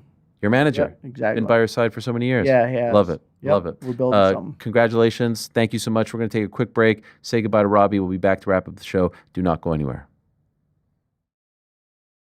Let us say hello to the artist formerly known as Cora Jade, now known as Elena Black. Here she is, joining us in studio. Hello, it is nice to meet you. Welcome. Thank you so much. Thank you for coming in. You just came in today. I did, yeah. Bit of a crazy travel day, but was it bad? We're here. Got a flight delay and then change. Oh, geez. And almost missed my other flight because it was at the opposite terminal. Oh, God. But we're here. So now you did the thing of flying in on the day of the chat. Yes. Risky, but it worked out. We gotta do. I got my 2 little dogs at home, so they got their little babysitter for the day. Okay. Oh, you're going in and out? Yeah, I'm out after this. Okay. Yeah. So we can't do like a 5-hour interview because that would. Hey, I'm down for whatever. I'll change it. Yeah, my dogs love their babysitter. Well, great to have you. Thank you for coming in. Thank you for having me. I know a lot going on. A very exciting time in your life. Is it fair to call it exciting? I would say so. Okay. I would say so. I feel like obviously it comes in waves. Obviously, the initial like shock of it all is. Even though I feel like I knew it was coming. Okay. I'm just like very weird with like my intuition. I just always have been. I just always have like that gut feeling. So like, was it maybe in like November? I was like kind of had a feeling that like I was gonna be gone, and then just stuff. I was like, it's always the up and down. Like he's like, oh, okay, like it's good. And then maybe like 2 weeks before the cuts, I was like, I think it was in Vegas. I was like, well, I'm going to make it good because I'm not going to be back here. So really? Like, yeah, I just had that gut feeling. And it's like, obviously you don't want that to be right. And I like, oh my God, don't manifest it. But I always have that gut feeling. So that day I was like in the car going to hang out with B. Priestley, now formerly Blair Davenport. And she called me and she's like, Josh just got fired, her husband. So I was like, okay, I'll keep my ringer on. And sure as hell, like 2 minutes later, I got the call and I was like, okay, it is what it is. Like, okay, so going back to November, because from afar, you're very young, 24, right? Yeah, I'm 24. You've only been in the business a few years. You seem to be someone that they were behind, that they were pushing, working your way up. Obviously, you have the setback with the injury, which we'll get to as well. Why in November did you start to feel like you were potentially on thin ice? Honestly, obviously coming back from that knee injury was horrible. I'd only been wrestling for like a month at that point in November. Like, coming back from that injury is just crazy. Like, I've never experienced anything like that. I didn't play sports before wrestling, so I never had like a major injury like that I had to come back from. So like even just getting to like a month like after that and just feeling like I was in a good place, I kind of had a conversation with somebody who I won't name, but someone I kind of feel I would have had a better experience there if it wasn't for, and not Sean or Hunter or anybody. I can't praise them enough and like my time there and everything like that. But there was a conversation with somebody where I was kind of like, okay, like this is probably gonna be weird in a few months. And it was. So is that unsettling? I guess, yeah, at times, like, because I feel like I can look at it and think about like things that I could have changed or like what I could have done different. And then I guess when you think about it, like there really is nothing, because I feel like I was there every day. I was cleaning up the locker rooms with Roxanne after the shows because we're from indie wrestling. Like, that's what you do. Like, till the day I was gone, like, that's just like what you do. And I just felt like you can always look at it and think like what I could have done different. But at the end of the day, I feel comfortable in like the fact that like I got to do so much stuff. I got to do with my best friend, like so many of my best friends. And I feel confident that I like stood on my like morals and like things that I spoke up about maybe that like other people wouldn't have. Like what? All right, back on the program. That was Elena Black, formerly known as Cora Jade, but that in studio over there was freaking Robbie Lawler. How great was that? I mean, I said it at the beginning. I never thought that Robbie like didn't like the media or didn't like me or didn't like talk, but like I just felt like he just wanted to get through all that. So like, get me to the fight. Get me to the fight. As unique a character in that regard, but I mean, they don't come more entertaining than him. And that was a real treat to get to sit down with him for about an hour and to get a window into his soul. Like the stuff that he said about what a left turn that was regarding the infamous interview there. Like he actually thinks that submitting someone is like letting them off the hook. I think that might have been the best part.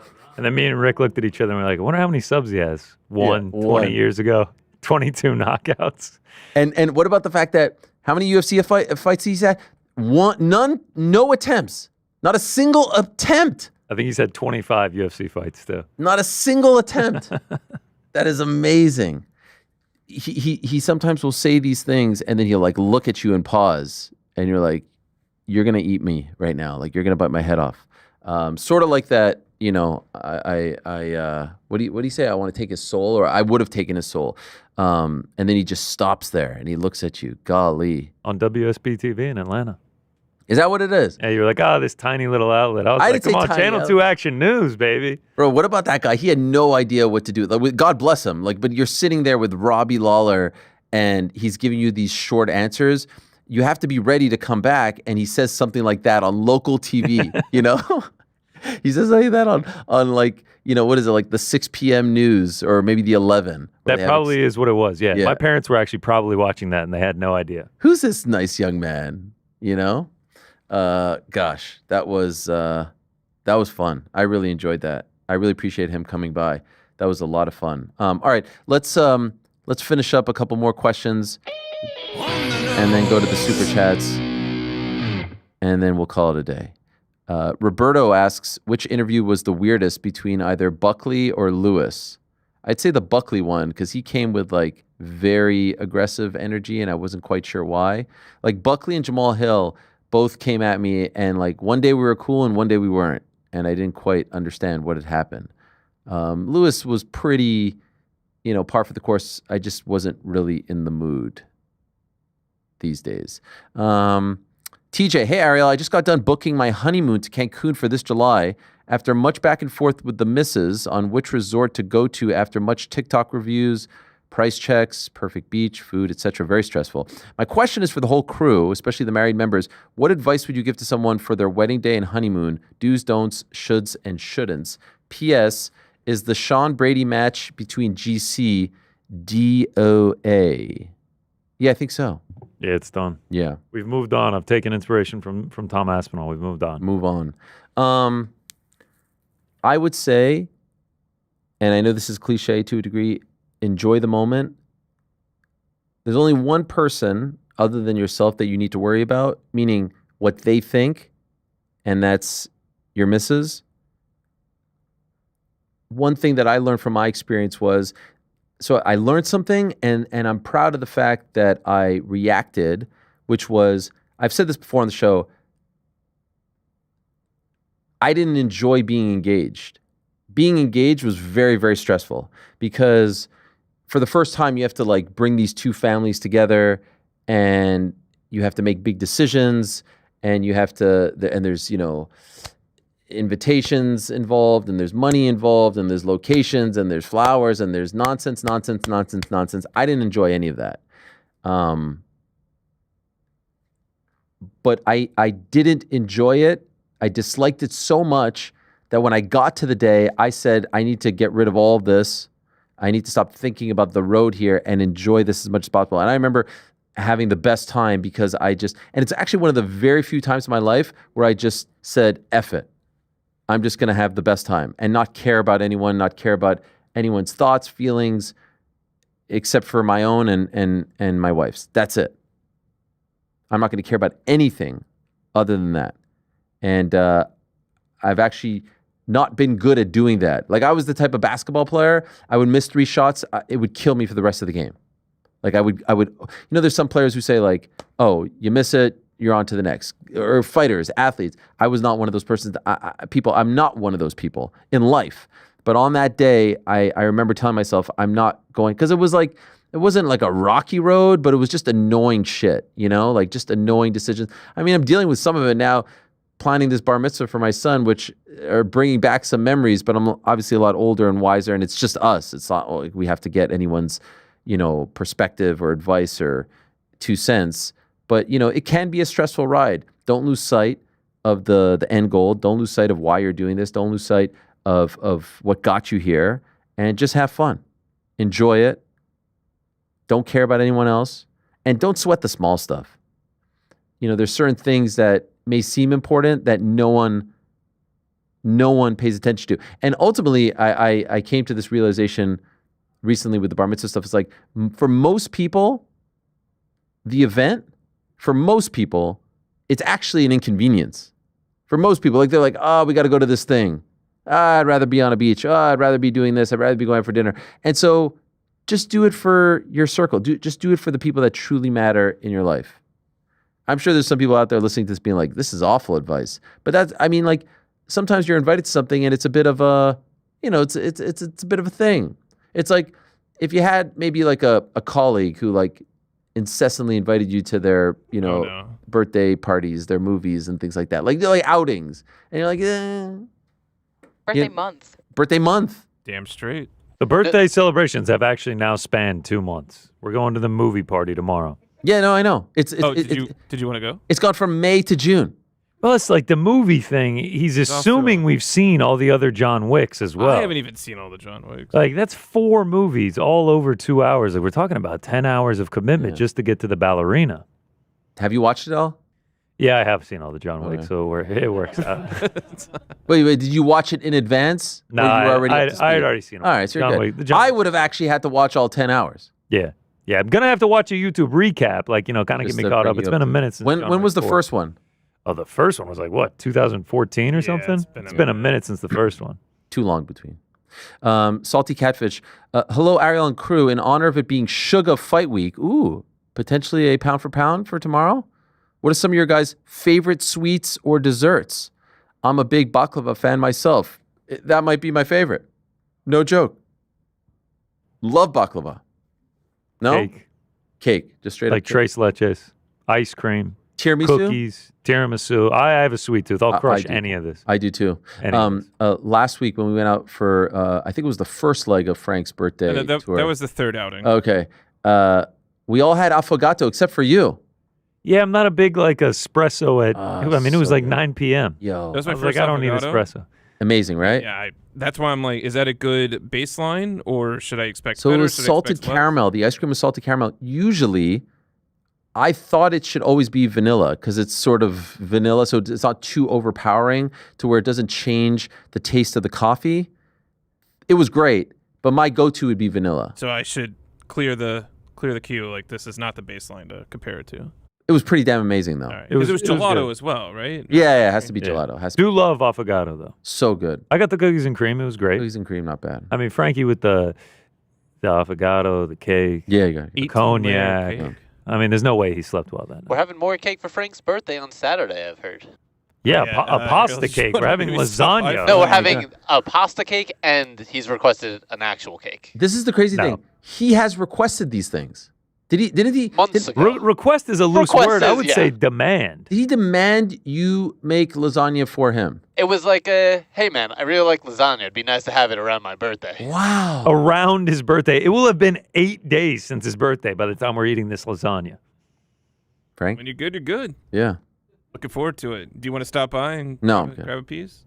And I remember one time Frankie was like, "Yeah, Connor's one of those guys that gets way too into his birthday." Wow. No. Because I was like, does Since everyone we're want to go having to this dinner? Conversation. Wow. One time, Connor was planning something for his birthday, and he's like, "Look, I'm not one of those people that goes crazy about their birthday." I'm like, Oh, yeah. "Fair enough. Like, you're not gonna wear a crown or a sash or whatever." He's like, "But be at the Long Island Railroad at this time. Then we're going to Wow. the rooftop at this time, and then we're going to the bar at this time." I was like, We went to a UFC event. Yeah. What do you want me to do? Oh, this was Long Island, right? Yeah, this is when we went to Yeah, the yeah. UFC event. It was great. It was good fun. Miguel from Mexico. Hello, Ariel. Maybe a dumb question, but it popped into my head last week and wanted to ask you anyways.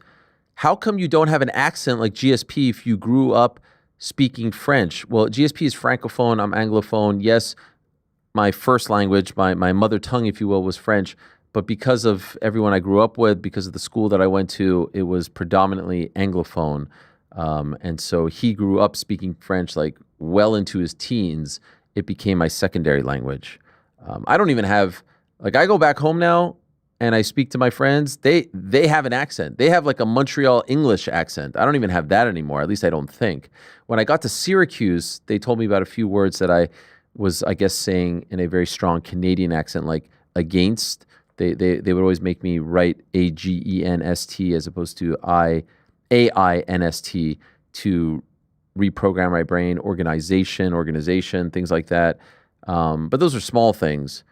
But yeah, we didn't, once I learned English and then all my friends were Anglophone, I kind of got rid of all of that. Vicky, sup Ariel, BITB, one question, one guest request, and one comment. Congrats on your role with CBC covering the Olympics. I learned when I moved to Canada that the Olympics means Winter Olympics as opposed to Summer Olympics as the Canadian. Which games mean more to you? I don't know if that's accurate. I mean, obviously Canada does a little bit better in the Winter Olympics, but traditionally Olympics is summer and then Winter Olympics is winter. But this is a big deal, and yeah, and I can't wait. It's going to be great. It's a massive, massive honor, and as I think I said before or after the last experience, like, if this could be a thing until I'm 70 something, like it's a huge deal for a journalist, a reporter, a broadcaster to be a part of the Olympic circuit, if you will. Obviously, I don't work for CBC full time, but hey, every couple of years, you call upon me to cover the games for the country is a big freaking deal for me. So thank you, and I'm very excited. Guest request, Keyshawn Davis, Welsh grappling phenom, with a great quirky personality. Someone actually pitched her to us recently. Yeah, her manager is a solid dude who does pitch us. She submitted Mackenzie Dern, CGI last year, just had a win over Adele Fornerino, another grappling powerhouse. Hey, Welsh with a quirky personality seems right up my alley. So we will work on that. And then she says, comment, Vicky, I'm assuming she's a woman. Comment, we are doing a software update at work and I've lost track of the times I've used the phrase working through the kinks. Connor says, I think I cracked the code on what's happening with Jones and Aspinall. We are not considering Pereira when speculating. Pereira versus Aspinall makes the UFC happy because it's a bigger fight than Aspinall versus Gane. No, I don't. Isn't this the same thing from No. yesterday or a super Someone chat or say that? something? Somebody said the same thing. Maybe the same guy, but I don't think he factors. You're right. Jeremy, hi, Ariel. Why don't you publish all interviews as separate YouTube videos, but usually 2 to 3 per show? I don't know. All this bullshit, algorithm, this, that. You don't want to flood the channel. So we've decided that we're going to do like 2 to 3, depending on the day. I don't know. I mean, I don't. It's all there, by the way. It's all there, It's in yes. it's in this literally- live show. There's a You can live go find thing, it. You go, and there's chapters. I don't understand why people care about that sort of thing. I do, but at the same time, it is available to you. You can find Chapters or it. how it's posted? Well, no, I'm saying you could easily find it. If it's not broken out, you can just go to the clip and just go to the chapter, right? Yeah, you can click the timestamp Yeah, right there. timestamp. Is that the same thing? Timestamp, yeah. chapter? Yeah, whatever. And yes, I'm still asking what's going on with Brian Ortega and why hasn't he not been on the show? I don't know. I don't think Brian loves me. You know, there's some guys where you just kind of, or maybe I'm wrong about, I don't know. There hasn't been a real reason to have him on. Does he have a fight coming up? But I've always enjoyed him. He's great. We've had some great chats, actually. So maybe I'm wrong about that. He just hasn't had a fight. I'm not sure who reps him these days. I think it's Tiki. If you want him, we can ask him to come on. Slava, I haven't missed an episode since you went back to Vox, and I feel like I have enough to guess the order of the crew's political orientation. Oh, this is fun. I love this. This will be great. From most left to right. Okay. Sure. It goes Frank, New York Rick, GC, Ariel. Candace says Pizzi because I don't know Scottish/Australian politics. Am I right? Thanks for the great content. I mean, I don't know. Do you think I'm also you're not including Jordan and Andy in this, but I guess they don't weigh in as much. They're so far left. They're so far. Yes. Bleeding hearts, we call them. Frank, you be the judge. I think. Yeah. Look, I'm probably the most left out of all of us, and then I would say that Jordan and Andy are right by me. Well, what about the rest of the? You guys are all on the right side. Yeah, we're on the right side of history, baby. Yeah. It makes for interesting birthday dinners. It sounds. That sounds like what is it? Fine people on both sides. Oh, yeah, God. great people on both sides. Stop. One said, yes. Oh dear. You know what? As fate would have it, a lot of questions for PT. So I'm skipping over some of these. He's on fire, man. The crack has been on fire. That's Shout what I'm saying, out to dude. the crackheads. Jordan asks, not on air, Jordan. What are your Maybe not. favorite UFC fighter name mispronunciations by Uncle Chael? P.S. Ariel, every time you say what else, I feel like I could run through a brick wall. Thank you. Well, what is there? Piera. Blahal. You say Yarir? Yarir. Islam Yarir. Makhachev. Yes. is Oh, one of the yeah. best ones. Throwing the L in Makhachev. There's is no great. L anywhere. There was a Magomed Cherrypov or something like that back in the day. There's a Marab Deshalivili or something like Yeah. that. He cannot say Valentina's last name. He always would call her the Bullet. Remember that, right, Jordan? that's He would right. always just call her the Bullet. There's honestly too many. For great me, ones to Makhachev remember. is the best one. I love Makhachev. It's like he's just like, he reads it and he's like, close enough. Yeah, I'm just yeah. getting close enough there. Now, do you think it's a bit? Do you think he could dedicate himself to learning it, but has decided he's just like, I don't care? Not sure. There were like pre-show meetings where I think it's a bit. where corporate Jake would be like, "This is how you say it." He'd be like, Yeah. "Yeah, I'll just go by the first name." Yeah. Bullet was one that I would give him a lot of shit for because like she's not casually known as the Bullet. No. You know what I mean? She's always Valentina. Yeah. Valentina or Shevchenko. It's not that tough. Last one, FTMMA. Ariel, and this perhaps is for Frank. How are adverts decided for the pod? I obviously don't have a problem with them. The boys need to get paid. But I am curious as to why I'm being reminded 3 to 4 times during the show to go book an appointment with a midwife within 10 weeks of getting pregnant. I'm UK-based and usually listen via Apple Podcasts. I'll handle that one. Thank you. Please remember to go book an appointment with a midwife. No. Yes? Honestly, the way that it works these days, their ads are dynamic. So based off of the inventory of an entire organization, it'll determine what ad you hear and how often you hear it. So sometimes it could be, as you've seen, even with ESPN, it could be back to back, like you're hearing the same ad. Placement is done kind of algorithmically. Like we have a time that we try to get at least 4 in, and the inventory decides the rest. Okay. There it is. So Frank is not trying to tell you like specifically about the midwife stuff. Like it is being dynamically inserted. And do you think it's based on your location? Yes. Absolutely. Okay, Yeah. interesting. And like if the midwifery ads are not Right. getting enough love on other podcasts, they might like ramp it up for our podcast. Got it. All right. Well, there you have it. Thank you very much to everyone who sent in questions. arielhelwani.substack.com is the spot, at least for now. Do we have any super chats? What the hell is that supposed to mean? Super chats. It was. We do. Yeah, we do. All right. Matt Borgensen, hey Ariel and team, thoughts on this weekend's boxing weekend? Oh, It yeah. looks mighty interesting. Keyshawn versus De Los Santos seems to be a scary one. Yeah, I don't know about scary one. I think Keyshawn wins. I think he wins big. I'm obviously a big fan of his. I love the guy. I think he's a great fighter. He's fun. He's exciting. He's young. I think his interviews are great. He doesn't hold back. He tells it like it is, and he wants all the smoke. Plus, he's a big freaking deal. Kudos to Top Rank. Like, this is what you should do. You've got a star, take him home. Get him in there with Michael Vick, local legend. Get him in there with AI. Put him in front of the people. That he comes across as a bigger star. It's not that hard. This is the stuff that like PFL doesn't get when they do these fights, at Universal Studios. Get them in front of people. Get them in front of their people. Anyway, the brothers are on there. Abdullah Mason is one of the brightest young talents out there. We had a 25 under 25 list that came out. When was that? In January or something? He was prominently featured. So there's that on Saturday on ESPN. I also hate. I mean, it's coming to an end, but I hate when they do. I hate when they do the ESPN Top Rank cards at the same time as a pay-per-view, as an ESPN pay-per-view. Hate that.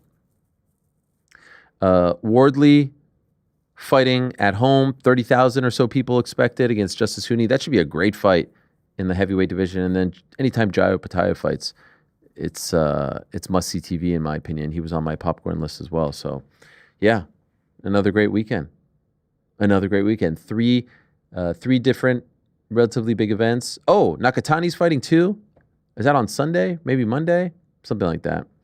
No, it's a great weekend. What else? And lastly, Gabe P12. We all know the famous beef fighters have with Ariel, but has any of the fighters or promoters had beef with Rick or any of the other boys in the back? Yeah, Jorge called us out recently. Oh, yeah. Chael didn't like me asking him if he could count to 5. That's Juliana and Pizzi. Juliana Pizzi. Well, yes, that's yes. not me. I would never. Queen Juliana, I would never disrespect. What else? Not really. I feel like I've come off pretty scot-free. Yeah. Yeah, I feel like Jorge is really the only one that's like called us out. I don't think Casey was too happy with me betting against him.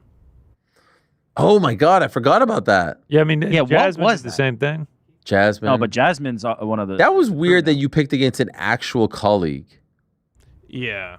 No? I didn't know him that well. Oh yeah, Casey Leiden? I thought you Yeah. meant Casey O'Neill. No. No. Yeah. Oh yeah, I remember that. You This bet is me literally how it $10. went down. Connor was like, I'm going to pick Casey. Will you pick against him? I'm like, sure. He's like, great. Hand me this $10. I'm stapling it to the wall. I'm like, wait, what just happened? Yeah. I actually think they went the exact opposite. You were like, yo, man, Wow. Casey's going to get his ass kicked this weekend. And I was like, I bet he won't. I'll bet you $10 he wins. And you were like, make it 20. And I I'm was going to like, staple it on your wall to show you how. was And taped. he came out like Habib and just ragged. That was on the actually dude. Casey's honorary corner. Only one fight for Casey, right? Yeah, Yeah. just the one. We only I needed mean, the you one. dominate like that. What do you got? Undefeated. I think I watched that on Instagram Live, right? Yes. I think someone was. Who was it? Somebody was streaming it. Was it Esther? Someone was. It was Esther, I think. It was Yeah. great. It was, Yeah. It was fantastic. Oh, what about this Dustin Crap. Poirier gum shield here? Yeah, pretty nice stuff, right? Oh, snap. I didn't see it. Oh, do we have that? I see it in the thing. No, we don't have it. Are you just showing it to me? Yeah, you know. Just for us? You're dropping things in Oh, doesn't the have the last same level as dance I with the my dropping diamonds? things in. Can we show that, or is it too late? You know. I mean, Yeah, it's all right. You can find What it. is it? X.com. Search Dustin Poirier gum shield. It'll come right up. PFL major announcement? Yeah, the $25 tickets. fan-friendly tickets. Fan first. Oh, then Do we have that. Okay, we do have this. Okay, great. I love this. Fan Can't first. wait to hear from Don about this tomorrow on the show. Yeah, I know. yeah. That, by the way, whoever that guy is, Incredible. unbelievable. It's Don, but whoever is Don Davis, it's Last week he was just like, Davis here. He's so good. Double D is my favorite one. There's a word that he says that really no, sounds like everything him. he says. The inflection. It's perfect. Yeah. It's pitch perfect. Great movie, by the way. Even one of my favorites. Shout out to Skylar Skylar Astin. Yeah. Even Don himself recognized the impression and said it was fantastic. So, by the way, if you want to leave a voicemail, 415-SUP BITB. That's it. We're gonna listen to a few tomorrow, obviously, but we do it every week. Yep, there it is. Probably the highlight of my week here at Uncrowned. It's become a little thing. It has definitely become a thing. Whose idea was that? That was a great idea. I think it was GC. I thought it came from Pablo Torre. What? Collective unconscious. This is so crazy. No, it actually was a real group collective because I remember I called in and you were like, this feels like an old school phone call on a sports talk radio show. And then I was listening, I think, to Pablo, and they had calls, and I think like all of that together turned into this. Yeah, parallel thinking. We would take live calls, but no dump button. Yeah. Audience can't be That's too trusted. rough. Honestly. I mean, have you guys gotten troll messages?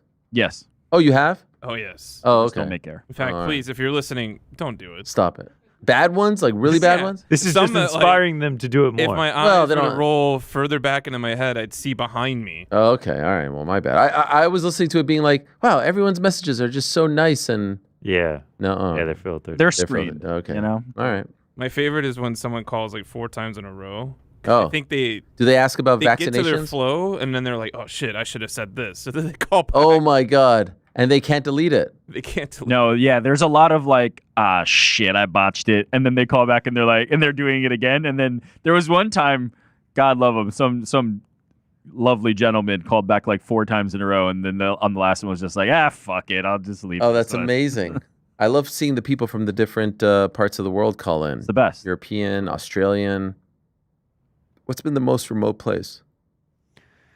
We've gotten a few from Perth, which is just Yeah. Australia is definitely the furthest. insanely far. Amsterdam, like a dude called in from Amsterdam the morning after RDR beat Bo Nickel and was Oh, like, yeah. "Yep, just going on my morning stroll. Just watched our hometown hero We've had 2 RDR." engagements on the show, on the Oh, yeah, voicemail. yeah, 2 engagements on the same show. And we're calling for somebody to get married when we're in Vegas. Let us be at your wedding. Officiate. I don't we don't wanna have to officiate. but We'll just be there. wanna We'll be in the attend. crowd We'll just hang out. at the little white chapel. Yeah. Yeah, if you're getting You married, can have the uncrowned team at your wedding. Just think of the photos.